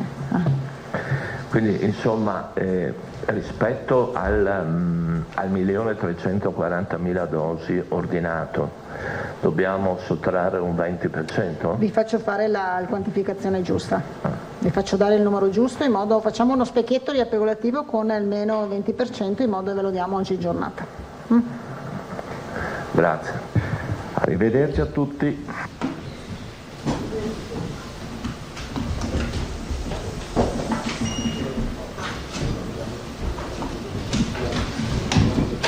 Bene, è appena terminata la conferenza stampa del governatore Zaia, ha parlato anche l'assessore Lanzarin, il governatore ha dato i dati del report, 150.000 i positivi dal 21 di febbraio, 68.792 invece i positivi oggi in Veneto, e poi il dato delle ultime 12 ore, 2.782 nel Veneto, le persone contagiate e positive. Per quanto riguarda invece i ricoveri, 3.094 persone ricoverate, mentre aumenta il numero delle persone che si trovano in terapia intensiva, siamo a 390.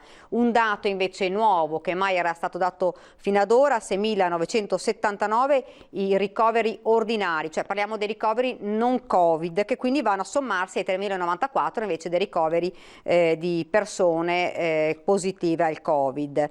3.887 le persone purtroppo morte nel Veneto, più 69 nelle ultime 12 ore. Poi ha parlato di questo DPCM ovviamente dicendo che bisogna attendere la firma e capire quali saranno le restrizioni, ricordando anche che gli ospedali sono sotto pressione, l'ha voluto ribadire un'altra volta, e dicendo che è necessario, importante che le persone siano responsabili, non ci possono essere gli assembramenti, lo ha detto e ribadito più volte, proprio perché adesso con l'arrivo del Natale, le feste, le festività, insomma, non sarà comunque ammesso, perché rimaniamo in zona gialla, e in zona gialla, lo ricordiamo, non è ammesso l'assembramento. Per quanto riguarda invece il tema della vaccinazione, ci aspettiamo gennaio, noi siamo pronti come Veneto proprio per questa che ha definito la più grande vaccinazione della storia.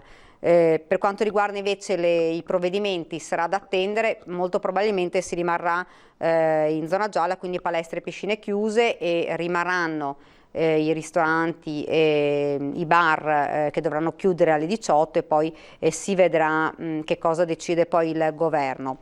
Cambiando anche però un attimo argomento, parliamo della polemica che continua dell'opposizione sull'addizionale IRPEF non applicata in Veneto da 10 anni. Ieri a Ring c'è stata una discussione accesa tra i consiglieri regionali Arturo Lorenzoni e Alberto Villanova. Sentiamo. La scelta ideologica di non mettere le mani nelle tasche delle persone è una scelta che si scontra fortemente con la possibilità di dare servizi di qualità. Allora poi non possiamo implorare questa, diciamo così, questa motivazione per giustificare il fatto che nel trasporto pubblico altre regioni aiutano i servizi e noi no. Nei servizi sociali altre regioni danno dei servizi che noi non diamo, e così via. Cioè viene sempre invocato questa scelta per motivare dei servizi che mancano. Quei soldi presi dai veneti, quel 1.200 miliardi quasi, che se venissero presi dai veneti sarebbero sottratti dall'economia e sarebbero ridistribuiti. Lorenzoni perché diceva no e poi Gennari? Ma perché a parte che non abbiamo proposto di introdurre l'addizionale in questo momento, ma questo è secondario. Come l'avete fatto in consiglio venerdì scorso? No, non c'è stata nessuna presa di posizione formale su questo. No, ma Lorenzoni, capiamoci, perché allora se viene fatta la proposta durante un assestamento di bilancio della Regione Veneto in aula da un vostro rappresentante, io credo che in qualche modo abbiate concordato questa linea, oppure ognuno di voi parte e si muove in maniera autonoma.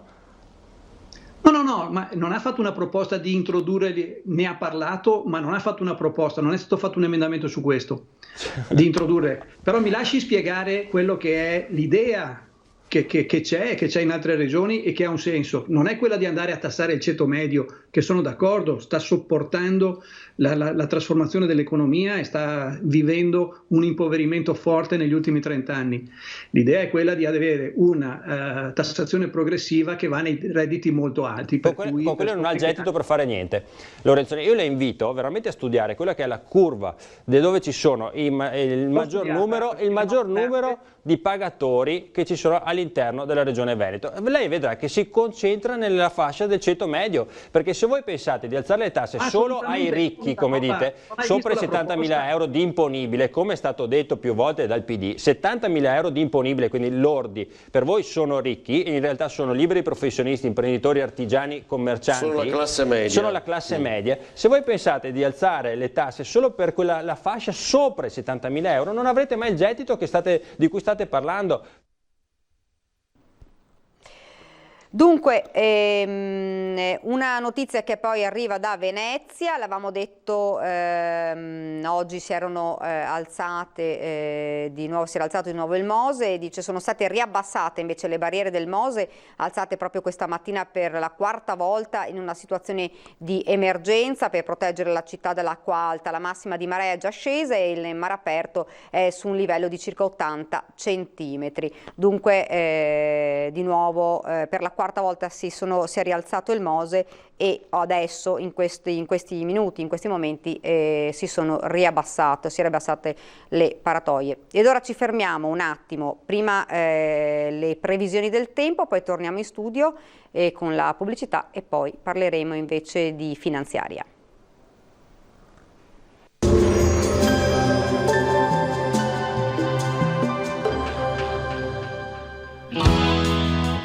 Il tuo dono può essere prezioso, pensaci. Benvenuti al meteo. Vortice sull'Italia, condizioni di maltempo al nord-est, anche intenso, e clima piuttosto rigido. Il dettaglio di mercoledì 2 dicembre.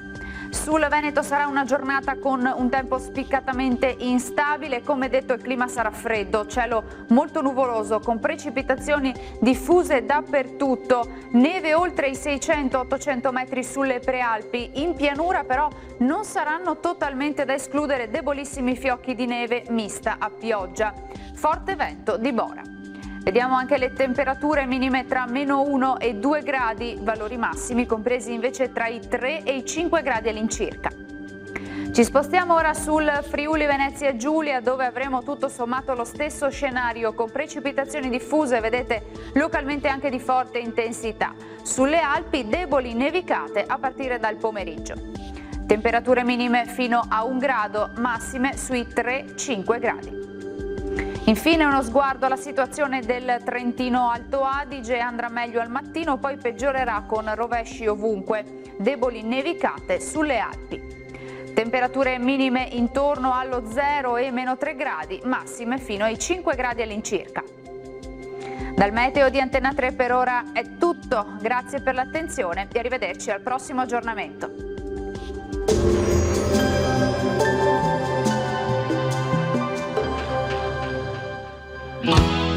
Quando vai a donare, porta un amico. Più siamo, più bene facciamo. Siamo tornati in studio ed ora parliamo della finanziaria 2021, lavoro e pensioni. Lo facciamo insieme al mio ospite che ho qua in studio, Paolino Barbiero, segretario della SPI-CGIL di Treviso. Buongiorno. Buongiorno. E dovrei avere già collegato su Skype, vediamo se la regia, eccolo qui, lo vedo già, Antonio Ventura, responsabile dell'ufficio vertenze della CGIL di Treviso. Buongiorno. Buongiorno, mi sentite? Sì. Dunque, Paolino Barbiero, parliamo di finanziaria. Quali saranno le novità per quanto riguarda le pensioni e per quanto riguarda il lavoro? Beh, innanzitutto credo sia utile ricordare che ci sono due flussi da tenere presente in questa fine dell'anno. La parte dei ristori che è stata definita con l'ultimo DPCM e la finanziaria. Sulla parte dei ristori ci sono già risorse disponibili per fare le azioni che hanno stabilito. Per la parte della finanziaria invece bisogna aspettare che questa vada a concludersi, che normalmente avviene a ridosso di Natale, ma è capitato che delle volte, non trovando l'accordo prima di andare al voto finale, si arrivasse anche alla fine dell'anno. Per cui le cose che diremo sulla finanziaria non sono cose sicure al 100%. Sostanzialmente prendendo la parte dei ristori e prendendo la parte della finanziaria, ricordando a tutti che l'altro giorno in Parlamento dopo tanto tempo hanno votato tutti assieme uno scostamento di bilancio di circa 10 miliardi, dobbiamo avere chiara l'entità delle risorse che sono state messe in campo. Dopodiché non sono mai sufficienti a garantire tutte le questioni che si sono aperte con l'emergenza e che continueranno, questo è chiaro, però lo sforzo che è stato fatto è importante e siccome la coperta è corta bisogna stare attenti a non tirarla da una parte e lasciare scoperta un'altra parte, perché le categorie da proteggere sono tante. Abbiamo tutta la parte della proroga sulla cassa integrazione, abbiamo tutta la parte di risorse per rifinanziare cassa integrazioni su quei settori che erano scoperti, quindi dentro una logica di sussidiarietà per dare protezione anche a quei lavoratori che la cassa integrazione non ce l'avrebbero, e lo stesso tutte le risorse per fare i ristori a chi ha cali di fatturato nel sistema delle imprese e delle partite IVA. Dall'altro canto poi c'è la proroga dell'opzione donna, c'è la proroga dell'APE social, c'è la necessità di dare risposta con la continuità del fondo per il commercio, cioè per tutte quelle persone che chiudono l'attività e sono vicini alla pensione, perché c'era un fondo che ha funzionato fino a qualche mese fa, poi quel fondo è finito e hanno bloccato. Nella finanziaria c'è la norma di farlo ripartire traguardando anche il 2022 e questa sarebbe una cosa importante perché ci sono molte attività commerciali che chiudono e magari ci sono persone che hanno più di 60 anni e a questo punto se hanno quell'intervento vengono accompagnati alla pensione. Cioè sono tutte piccole cose che delle volte magari non sono conosciute e che noi usiamo anche questa trasmissione proprio per far emergere diritti non conosciuti, li chiamiamo i cosiddetti diritti inespressi. C'è la questione della rivalutazione delle pensioni per l'anno prossimo, il problema della proroga sui licenziamenti, quindi ci sono una serie di casistiche che vanno guardate con attenzione. Noi riteniamo importante il confronto che si è aperto con le parti sociali, sapendo che il governo in questa fase deve avere il canale di confronto con il Parlamento, ma il canale di confronto anche con i corpi intermedi, cioè con i sindacati e con le associazioni di categoria. Su questo, assieme a Antonio Ventura, proveremo anche a evidenziare le situazioni ricorrenti di criticità che incontriamo con i lavoratori pensionati in queste settimane. Sul piatto ci sono argomenti importanti perché parliamo dello sblocco dei licenziamenti, ma parliamo anche di un argomento importante, ne volevo parlare con Ventura perché la notizia ormai ha cominciato a girare, 13ª più leggera per chi è stato in cassa integrazione, giusto? Sì, nel senso che, come giustamente hai fatto notare, un aspetto che è stato magari inizialmente trascurato è quello della ripercussione appunto della sospensione per cassa integrazione, non solo sulle retribuzioni correnti dei vari mesi, ma anche sulla 13ª. Magari un lavoratore dice sì, non pensandoci ritiene di poter, come dire, sopperire a questa decurtazione della retribuzione, perché dobbiamo considerare che la cassa integrazione è ovviamente un sostegno al reddito indispensabile, però non arriva quasi mai, anzi direi mai, a coprire quella che è la retribuzione che il lavoratore percepirebbe normalmente se lavorasse. E quindi al di là di quell'impatto immediato c'è anche la ripercussione che poi può e normalmente c'è sulla 13ª. Ecco, Ventura, la fermo solo un attimo perché abbiamo proprio qualche istante di pubblicità, poi torniamo in studio e parliamo proprio di questo.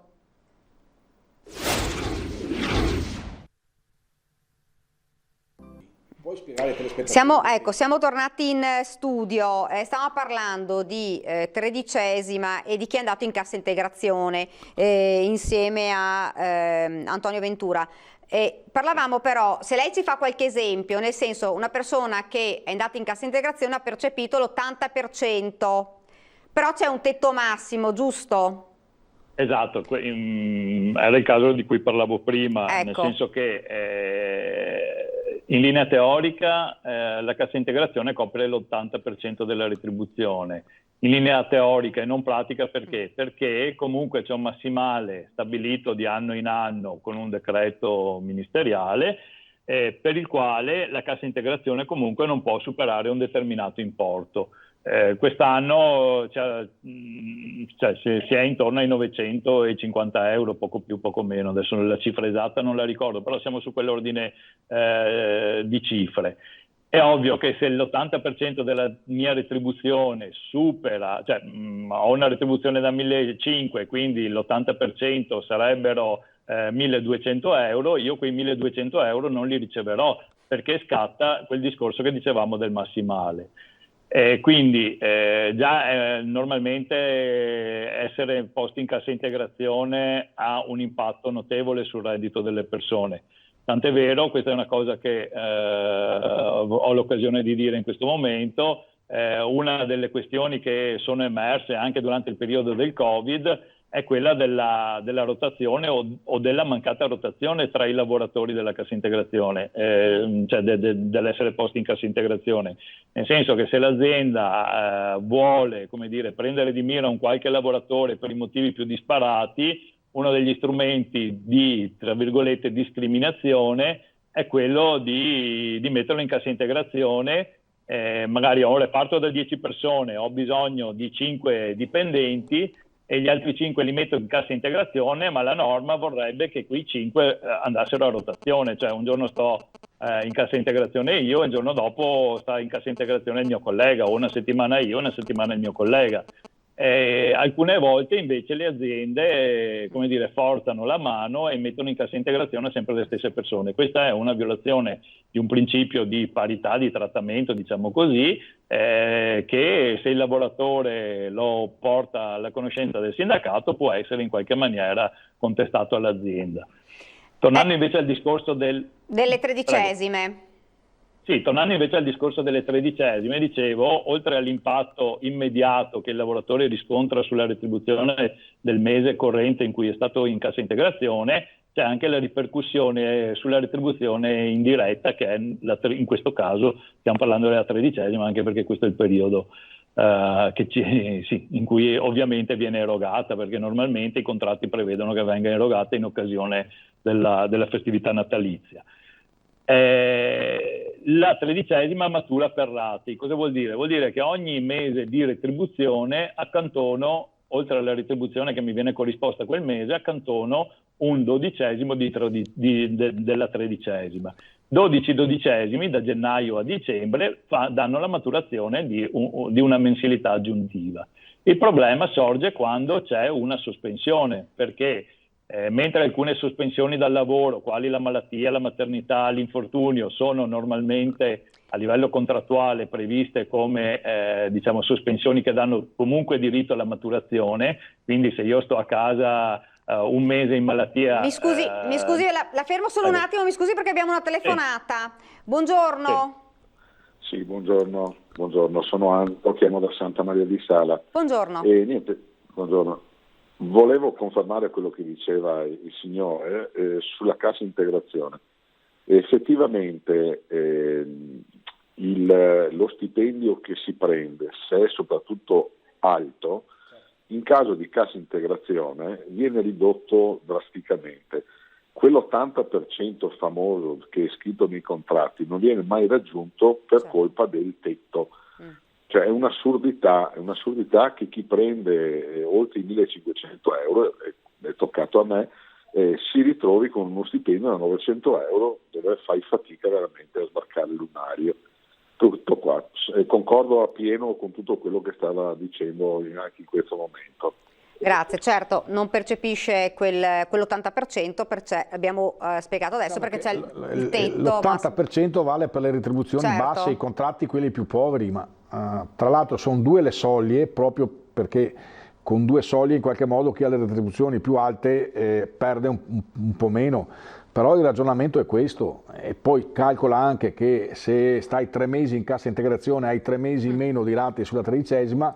È per questo che sulla questione dei ristori bisogna tenere conto anche di queste cose, che è una delle questioni che stiamo ponendo al governo, perché poi tutti quanti chiedono, ma insomma tra l'altro i lavoratori sono quelli che pagano l'80% di IRPEF, per cui insomma anche se chiedono qualcosa lo chiedono a ragion veduta rispetto agli altri, come sentivo prima sull'addizionale IRPEF. Ricordo che sopra i 70.000 euro c'è il 3% della popolazione che dichiara 70.000 euro in su, il resto è tutti sotto, quindi insomma...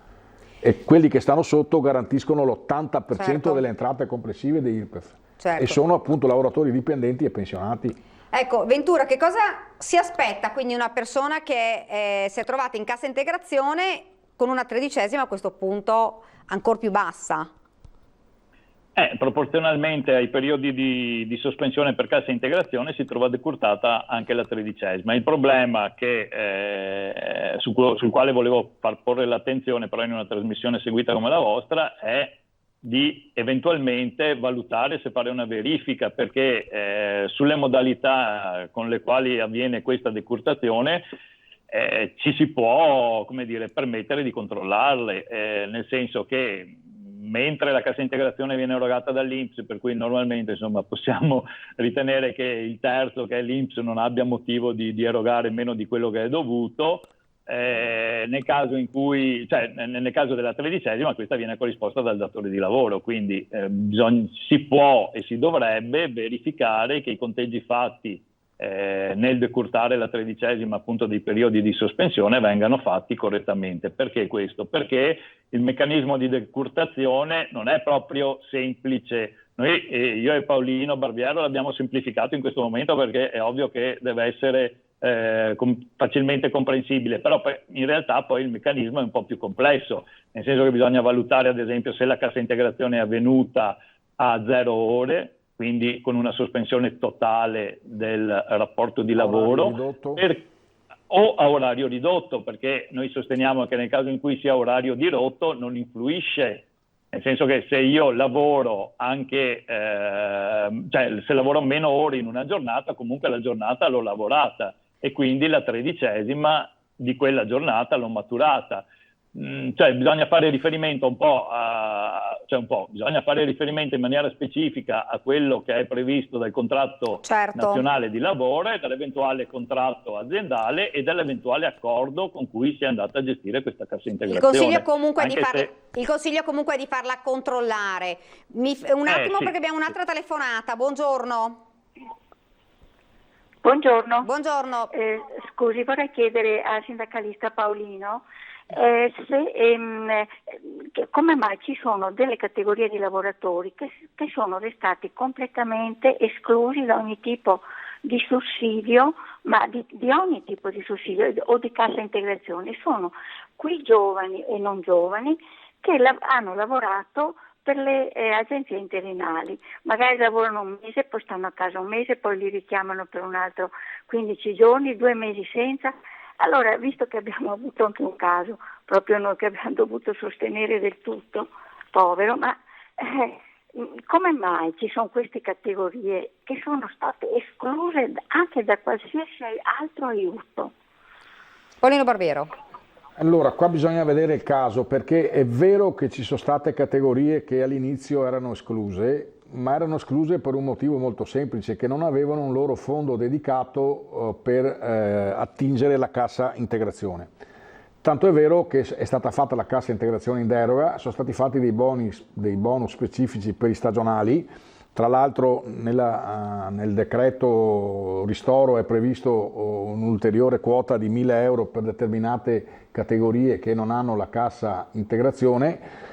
Per quanto riguarda gli interinali, a me risulta, ma su questo è bene che magari ci lasci il numero di telefono, ci sentiamo, che la faccio parlare con la mia collega, che comunque ci siano dei meccanismi di protezione, perché per esempio chi lavora nelle agenzie interinali hanno un fondo specifico che interviene per un tot di settimane. Anche qui vale lo stesso ragionamento, tu hai un diritto, puoi trovarti con il datore di lavoro che lo rende esigibile perché lo conosce, puoi trovare il datore di lavoro che anche se lo conosce non lo rende esigibile perché risparmia dei soldi, e quindi in questo caso noi siamo quelli che anche attraverso l'ufficio vertenze e le categorie interveniamo per far sì che quel diritto diventi reale. E ci sono queste situazioni, tra l'altro nelle ultime tornate dei ristori sono stati coperti molti soggetti scoperti, da quelli che lavorano nel mondo dello spettacolo, da quelli che lavorano nel mondo dello sport, tra l'altro tutte tipologie di contratto dove c'è una parte in bianco e una parte in nero, ed è chiaro che se devo intervenire a sostenere il reddito intervengo sulla parte dichiarata e non su quella in nero. Eventualmente per queste persone c'è il REM, che è il reddito di emergenza, che è stato prorogato fino a novembre, ma adesso sembra che è stato prorogato fino a ottobre, ma sembra che nella finanziaria introducono un'ulteriore proroga anche per questo versante. Poi c'era tutta la questione delle badanti, quindi tutta una serie di soggetti che neanche prima avevano ammortizzatori sociali, in questa fase hanno avuto degli interventi. Poi possiamo dire che è poco, però abbiamo scoperto un mondo che, tra l'altro, scoperto per quanto riguarda noi il sindacato lo sapevamo già, l'opinione pubblica ha scoperto, e io sono contento che l'opinione pubblica sappia queste cose, un mondo di precariato che se non lavora non è figlio di nessuno, cioè non ha nessuna protezione. Quello che stiamo dicendo come sindacato, anche nel confronto del governo e con le associazioni di categoria, è adesso che c'è stata questa emergenza e abbiamo visto questa cosa, che tra l'altro non tocca solo una parte di lavoratori con contratti atipici, ma tocca anche le partite IVA, e c'è una specie di solidarietà nel coprire tutti, dobbiamo fare in modo che si facciano i fondi, che se succede ancora tutti abbiano le loro coperture predeterminate e in modo chiaro, semplificando anche le procedure. Perché per esempio se ci fosse un fondo nazionale e non nazionale e regionale e in alcuni casi anche territoriale per intervenire, delle volte alla fine le persone sbagliano anche a presentare la domanda sul fondo corrispettivo e quindi i tempi si allungano.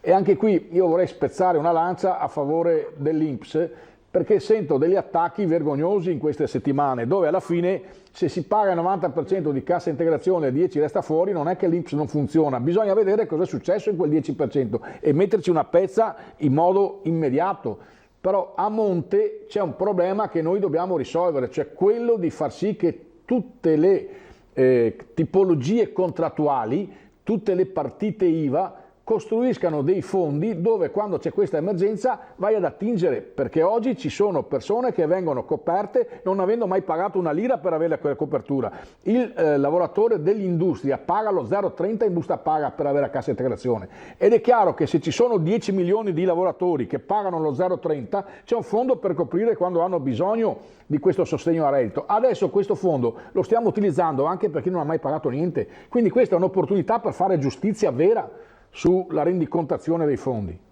Ecco, fra gli argomenti di cui abbiamo accennato all'inizio era che fa paura ai lavoratori è il blocco dei licenziamenti. Quando questa situazione si dovrà sbloccare, e magari lo chiedo a Ventura, che cosa potrebbe accadere in questo momento? Diciamo che purtroppo le previsioni non è che siano delle più rosee, nel senso che le pressioni che si sentono arrivare da controparte, io vedo ogni volta che si è andati a prorogare il termine del blocco dei licenziamenti, c'è sempre stata una piccola sommossa da parte delle associazioni datoriali, a mio avviso anche non facilmente spiegabile anche dal punto di vista etico, perché è un campanello d'allarme questo, mi scusi? Ma è un campanello d'allarme, però parliamo sempre di un blocco fino adesso fatto a fronte dell'erogazione della cassa integrazione, quindi voglio dire, se l'azienda può mantenere il personale in cassa integrazione e a fronte di questo il governo gli chiede di non licenziare, io non ci vedo nessun dramma sinceramente.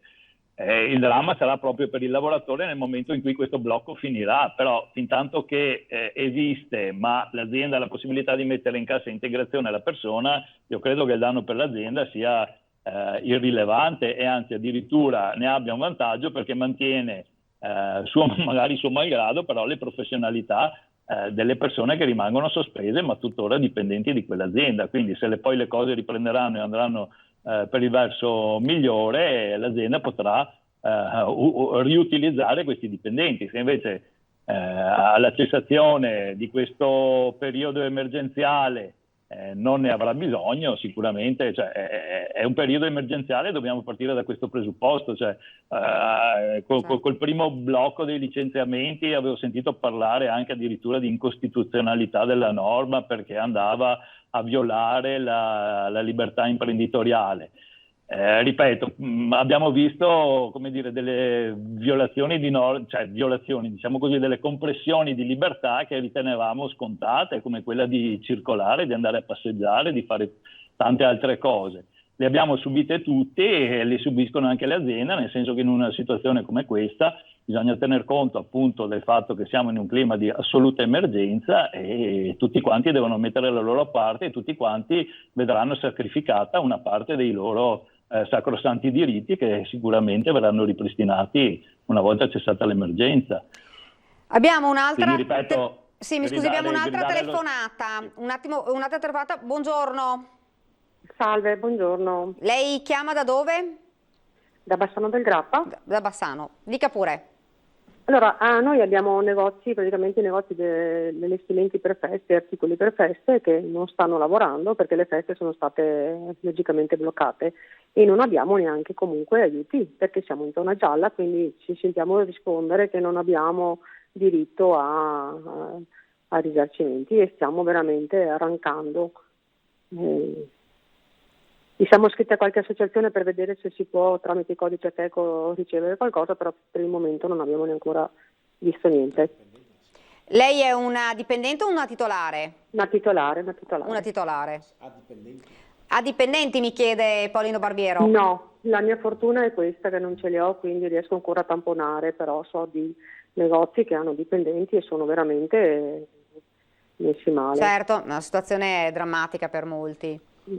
Però mi pare che nella discussione dei ristori con determinati parametri si stiano destinando delle risorse anche per le zone gialle.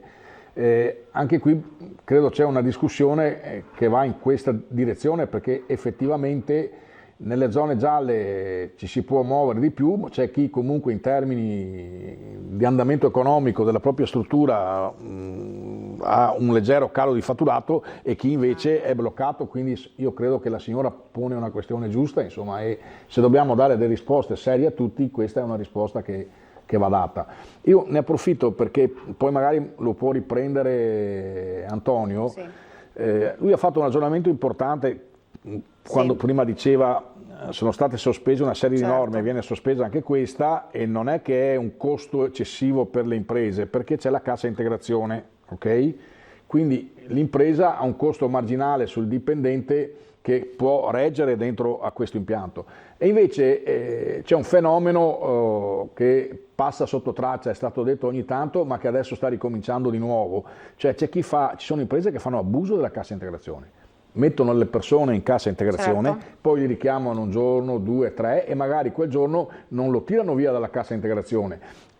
Il dipendente prende, come si dice, la quota della cassa integrazione, se gli va bene forse gli danno qualcosa in nero, ma c'è anche questa situazione e dai racconti che raccogliamo in giro non è una cosa che succede una ogni 1000, insomma, è una frequenza su cui bisogna prestare attenzione. Tanto è vero che l'INPS su questo sta mettendo in piedi dei controlli, ma noi ce l'abbiamo perché ci arrivano telefonate in continuo di persone che dicono ma l'azienda può fare così? La risposta è no, vieni qui da noi, ogni 10 telefonate uno arriva e 9 no, perché poi magari hanno... C'è anche la paura e il timore di perdere il lavoro. E capite che queste sono tutte situazioni critiche che dove se vogliamo essere un paese serio bisogna avere il coraggio di denunciarle e metterle in ordine. Ci fermiamo un attimo per la pubblicità.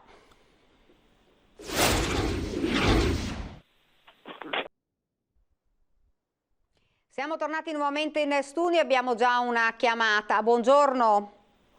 Buongiorno dottoressa, a lei e al suo ospite. Buongiorno. Sono Sebastiano da Abano.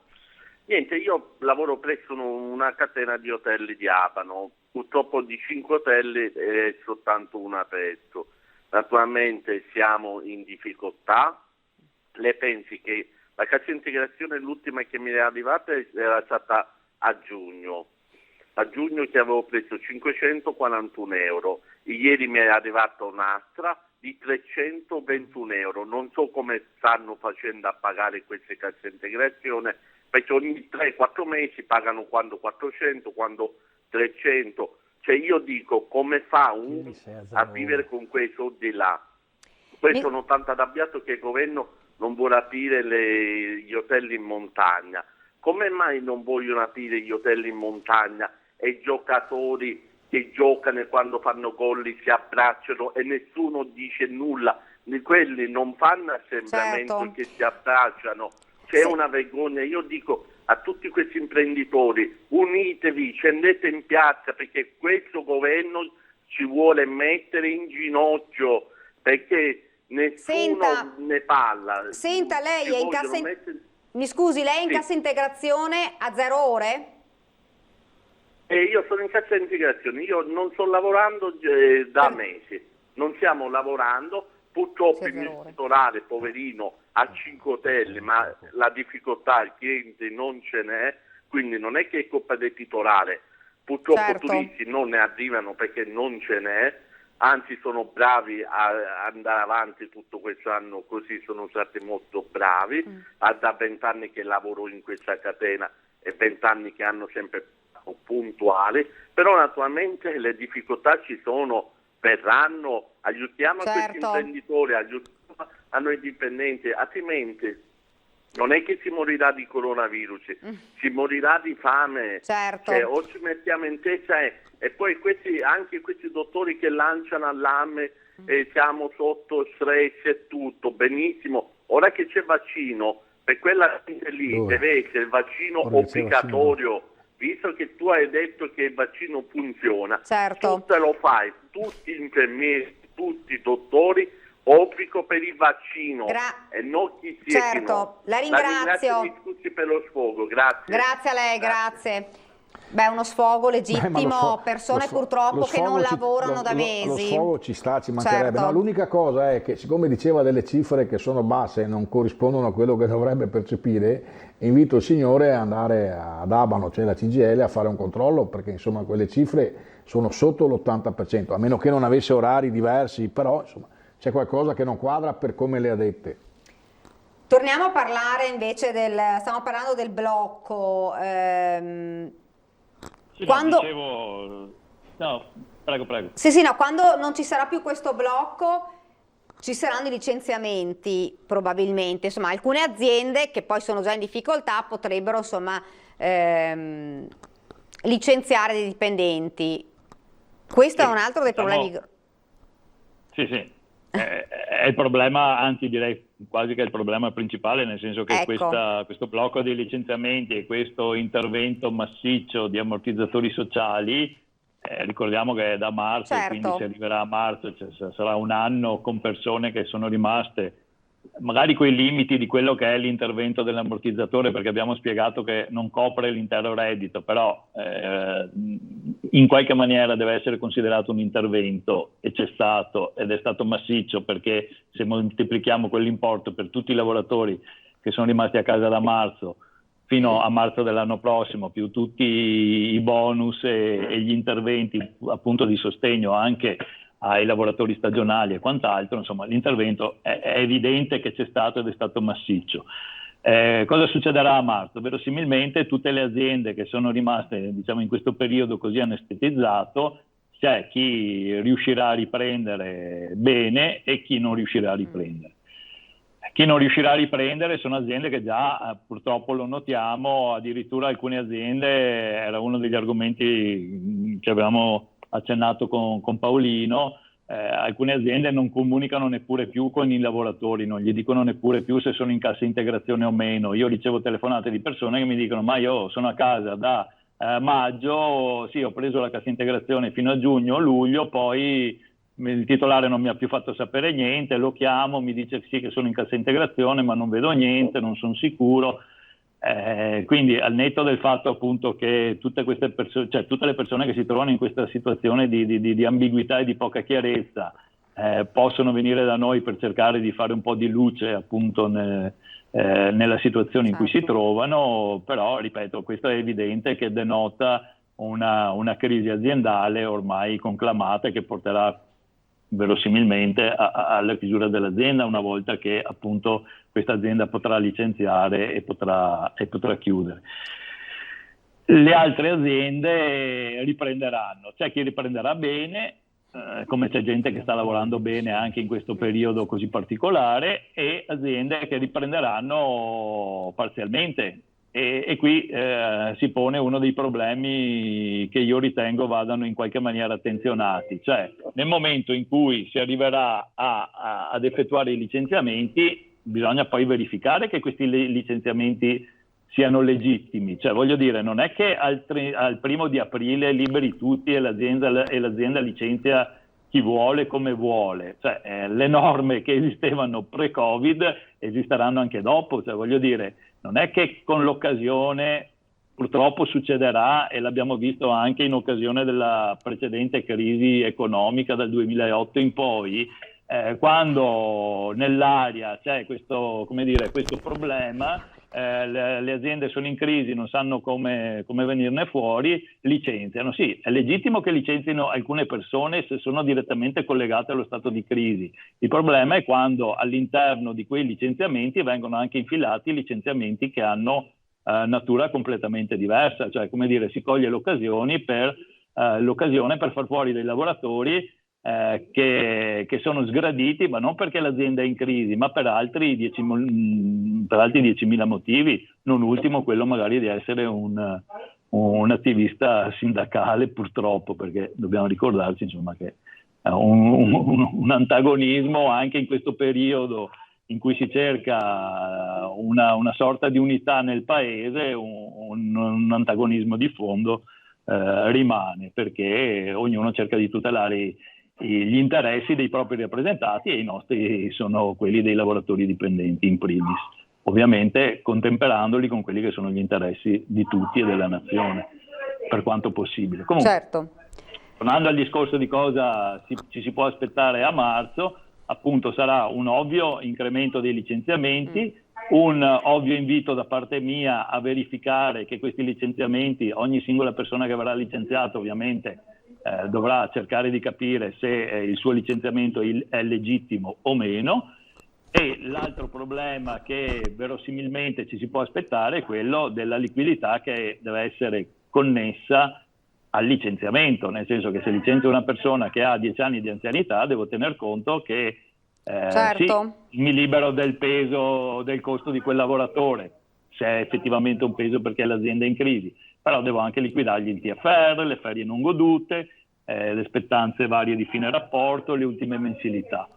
E quindi uno dei problemi che io mi aspetto sorgano sarà quello di licenziamenti fatti da aziende che magari non hanno liquidità, non hanno solvibilità, e quindi oltre a licenziare il lavoratore ci si trova, certo. cioè, oltre ad essere licenziati ci si trova in una situazione problematica, certo. anche dal punto di vista del recupero del credito. Ci fermiamo un attimo perché mi pare che ci sia la pubblicità. Per un attimo, qualche istante di pubblicità se non sbaglio, e poi una domanda perché è arrivato un SMS.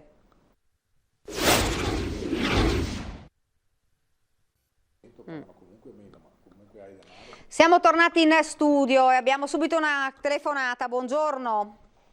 Buongiorno. Buongiorno. Lei chiama da dove? Niente, io chiamo da Meolo. Meolo. Bene. Io volevo un'informazione. Io ho lavorato dal 2015 presso un'azienda e con la ritenuta da conto. Ero lavoratore autonomo dipendente e l'altro giorno, lunedì, mi hanno detto che non salvo più e basta, così senza darmi niente, è normale, devo fare qualcosa, mi aspetta qualcosa, non so. Faccio rispondere immediatamente a Antonio Ventura. Grazie, gentilissima. Sì, lei ha parlato però di lavoro autonomo e dipendente, mi dà un po', come dire, il sospetto che lei si consideri una dipendente perché ha avuto un rapporto come dipendente, che però in realtà formalmente è stato inquadrato come autonomo, e quindi se effettivamente lei, anche se sulla carta era indicata come autonoma, nella sostanza ha fatto la dipendente, qualcosa da contestare ci sarebbe. Quindi la inviterei ad approfondire la questione, magari andando all'ufficio vertenza. Io adesso non so se l'azienda fosse di Treviso o di Venezia, comunque o viene a Treviso, è di Venezia. Venezia, o viene a Treviso, se è più comodo a Treviso, se no dai miei colleghi in CGL a Mestre, all'ufficio vertenze, che è l'ufficio, come dire, preposto alla verifica di questo tipo di situazioni, nel senso che se c'è la possibilità di sostenere, ovviamente è anche un problema di prove, di documenti e di testimoni che lei può portare a confermare che rispettava o meno un certo orario di lavoro, che riceveva indicazioni dal datore di lavoro e cose di questo tipo, che permettono di dire che a tutti gli effetti era una dipendente, allora si può mettere... Io andavo dalle 6 alle 12 a mezzogiorno, diciamo, e facevo le pulizie, perché io faccio le pulizie.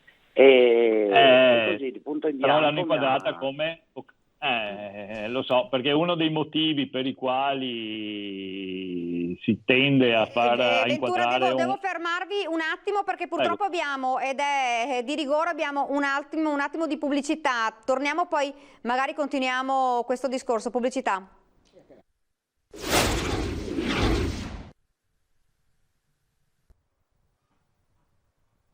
Siamo tornati in studio, invitiamo la signora che ha chiamato, la telespettatrice che ha chiamato in questo momento, di recarsi in un ufficio vertenze della CGIL o a Treviso o a Venezia, se è più comoda, per verificare questa situazione. Io vorrei fare una domanda veloce a Ventura che riguardano le persone che si dimettono. Qual è l'afflusso in questo momento delle persone che si dimettono? Sì, brava, una nota di positività in questa situazione così abbastanza drammatica, e data dal fatto che ci sono persone che si dimettono perché trovano un lavoro migliore o perché vanno in pensione, ma anche tanti perché cambiano lavoro. E quindi, ripeto, una nota di positività, perché vuol dire insomma che il mercato del lavoro ancora ha una sua vitalità, c'è ancora la possibilità appunto di migliorare la propria situazione lavorativa. È un afflusso non proprio irrilevante, cioè in un periodo in cui la maggior parte dell'attenzione è prestata appunto a gente che è in cassa integrazione o che in qualche maniera deve far quadrare i conti con un aiuto come quello dei ristori o come quello della cassa integrazione, c'è anche, ripeto, gente che si dimette perché cambia lavoro. Non sono numeri bassi, anzi. Noi continuiamo a dare questo servizio perché, lo ricordo, dal 2016 in poi una norma dello Stato ha previsto che le dimissioni possano essere effettuate esclusivamente per via telematica, quindi il lavoratore non può più semplicemente dare una lettera al proprio datore di lavoro dicendo mi dimetto, perché? Per evitare che ci fossero lettere predatate, fatte firmare al momento dell'assunzione e poi utilizzate a discrezione del datore di lavoro. Per evitare questa prassi che purtroppo esisteva, si è cercato di dare una data certa all'atto e il modo con cui si è ritenuto di operare è stato quello di effettuarle appunto per via informatica, quindi senza possibilità di predatare alcunché. Il servizio viene dato dall'Ispettorato del Lavoro, però che attualmente comunque non ha accesso al pubblico. Noi invece continuiamo a tenere aperte le nostre sedi e quindi a offrire questo tipo di servizio gratuito per gli iscritti su contributo volontario per i non iscritti. Paolino Barbiero, io volevo anche chiedere una cosa a Paolino Barbiero, perché siamo ormai in chiusura, per quanto riguarda il periodo di cassa integrazione ai fini pensionistici. Sì, praticamente vale la contribuzione figurativa, cioè c'è lo stesso criterio che copre la maternità, la malattia, il servizio militare. Quindi ai fini delle annualità e quindi del requisito del tempo di contributi versati, quindi 42 anni e 10 mesi per gli uomini e 41 anni e 10 mesi per le donne, il periodo di come si dice, cassa integrazione è valido. Chiaramente, siccome la retribuzione è più bassa e il calcolo viene fatto della pensione con il sistema contributivo, quindi in base ai contributi versati, il montante si riduce perché chiaramente c'è un portato inferiore, però ai fini della maturazione del diritto alla pensione vale. Bene, siamo arrivati in chiusura di questa diretta, abbiamo insomma parlato, ci sarebbe ancora molto da dire su questo argomento, sulla finanziaria. Beh, sulla finanziaria ci sono ancora molte cose, non abbiamo citato per esempio l'opzione donna e ricordo a tutti che le donne che maturano entro la fine di quest'anno i 58 anni di età e i 35 anni di contributi acquisiscono la possibilità di andare in pensione, chiaramente con il calcolo fatto con il sistema contributivo e sapendo che c'è un anno di finestra e ricordando che per le donne delle autonome l'età è di 59 anni. Questa è una misura che è sempre stata prorogata anno su anno, come l'Ape Social, dove in situazioni di crisi, di licenziamento, quindi di termine della NASPI, oppure se stai assistendo un familiare disabile con la legge 104, puoi andare in pensione avendo compiuto 63 anni di età e 30 anni di contributi, quindi c'è anche una soglia di contributi più bassi, cioè queste sono misure che noi vogliamo che continuino e invece vengono prorogate di anno in anno, oppure la possibilità di usare l'Ape Social per i precoci, cioè per quelli che hanno cominciato a lavorare, che hanno almeno un anno di contributi prima dei 19 e non serve più fare 42 anni e 10 mesi di contributi e attendere la finestra di 3 mesi, ma si può prendere a riferimento i 41 anni di contributi. Cioè ci sono una serie di misure dentro al sistema previdenziale che andrebbero consolidate. Ricordo che nel 2021 finisce quota 100, che è una misura molto discussa. Abbiamo visto che prevalentemente è stata usata nel pubblico impiego e tra l'altro molti di quelli che sono usciti quota 100 negli ospedali adesso li stanno richiamando, cioè ha creato dei paradossi. anche perché con quota 100 va fuori chi già lavora e un lavoro ce l'ha, mentre invece bisognerebbe fare in modo che il sistema previdenziale desse più garanzie anche a chi è in uscita, non perché decide lui di andare, ma per chi perde il lavoro, e quindi l'APE Social ha questo scopo. L'opzione donna, lo stesso, molte donne hanno difficoltà a continuare a lavorare e a 58, che poi diventano 59 anni perché c'è la finestra, possono accedere alla pensione. Uno dice sì, ma prendo 100-150 euro in meno, anche qua è un calcolo che uno fa senza avere chiara la dimensione del sistema, perché se hai il calcolo contributivo prendi 100-150 euro in meno, ma vai in pensione 8 anni prima, ok? E quindi tutti i soldi che prendi li prendi per 8 anni, per prendere i 150 in più devi lavorare gli altri 8 anni, e non è detto che gli altri 8 anni ti passano in modo molto tranquillo, specialmente a una certa età, specialmente nel settore delle pulizie, cioè nei settori dove le donne sono anche più esposte alla pressione diciamo di deterioramento del fisico. Quindi l'invito però è di venire sì, di venire da noi, esatto. e noi di venire ad Antena 3, perché credo che rinnoveremo anche per l'anno prossimo la possibilità di essere qui, proprio per tentare di dare un servizio in modo anche molto veloce, ma che faccia capire, perché è quello che noi insistiamo molto, che ci sono dei diritti inespressi, cioè molte volte le persone si lamentano, e non fa mai male, però delle volte bisogna andare oltre, provare a vedere se a quella lamentela ci sono delle risposte nascoste che uno non conosce. Quindi insomma l'invito anche per la signora di prima è comunque di rivolgersi all'ufficio vertenza, rivolgersi alla CGIL e insomma chiedere, perché molte volte ci sono delle cose che si possono fare ma che magari uno non... Guarda, sono talmente tante che delle volte anch'io ne conosco di nuove, perché poi è difficile starci dietro, siccome il legislatore ne ha fatte tante, adesso ne fa ancora di più rispetto alla questione delle emergenze, delle volte dobbiamo andarci a prendere il libro perché la nostra memoria è piena e non te le ricordi tutte. Siamo arrivati al termine, penso, di questa edizione. Intanto ringrazio Antonio Ventura per essere stato con noi, per aver spiegato anche un po' tutto questo mondo difficile poi delle vertenze. Ovviamente sappiamo che per loro sarà un periodo difficile di superlavoro nei prossimi mesi, immaginiamo, Ventura? Già, direi di sì, però siamo qua, insomma il nostro lavoro ce lo siamo scelti, siamo tra i fortunati che l'abbiamo scelto e quindi siamo qua a disposizione dei lavoratori. Grazie a voi comunque. Grazie davvero. Ringrazio Paolino Barbiero per essere stato con noi, perché poi queste informazioni sono fondamentali. Abbiamo visto anche le chiamate, tantissime, purtroppo non si riesce a rispondere a tutti perché sono tante chiamate con tante problematiche diverse, e un grido di aiuto veramente da parte dei dipendenti e anche da parte dei titolari però. Noi lo facciamo volentieri, poi non sempre le risposte che diamo accontentano le persone, poi insomma diamo risposte sulla base di quelle che sono le leggi vigenti. Tra l'altro conoscere i casi ci consente anche per capire eventualmente come fare pressione sul legislatore per fare le norme che vadano a coprire dei vuoti. Infatti, grazie, siamo arrivati al termine. Grazie davvero, grazie. E vi do appuntamento a domani per la prossima diretta. Grazie di averci seguito, arrivederci.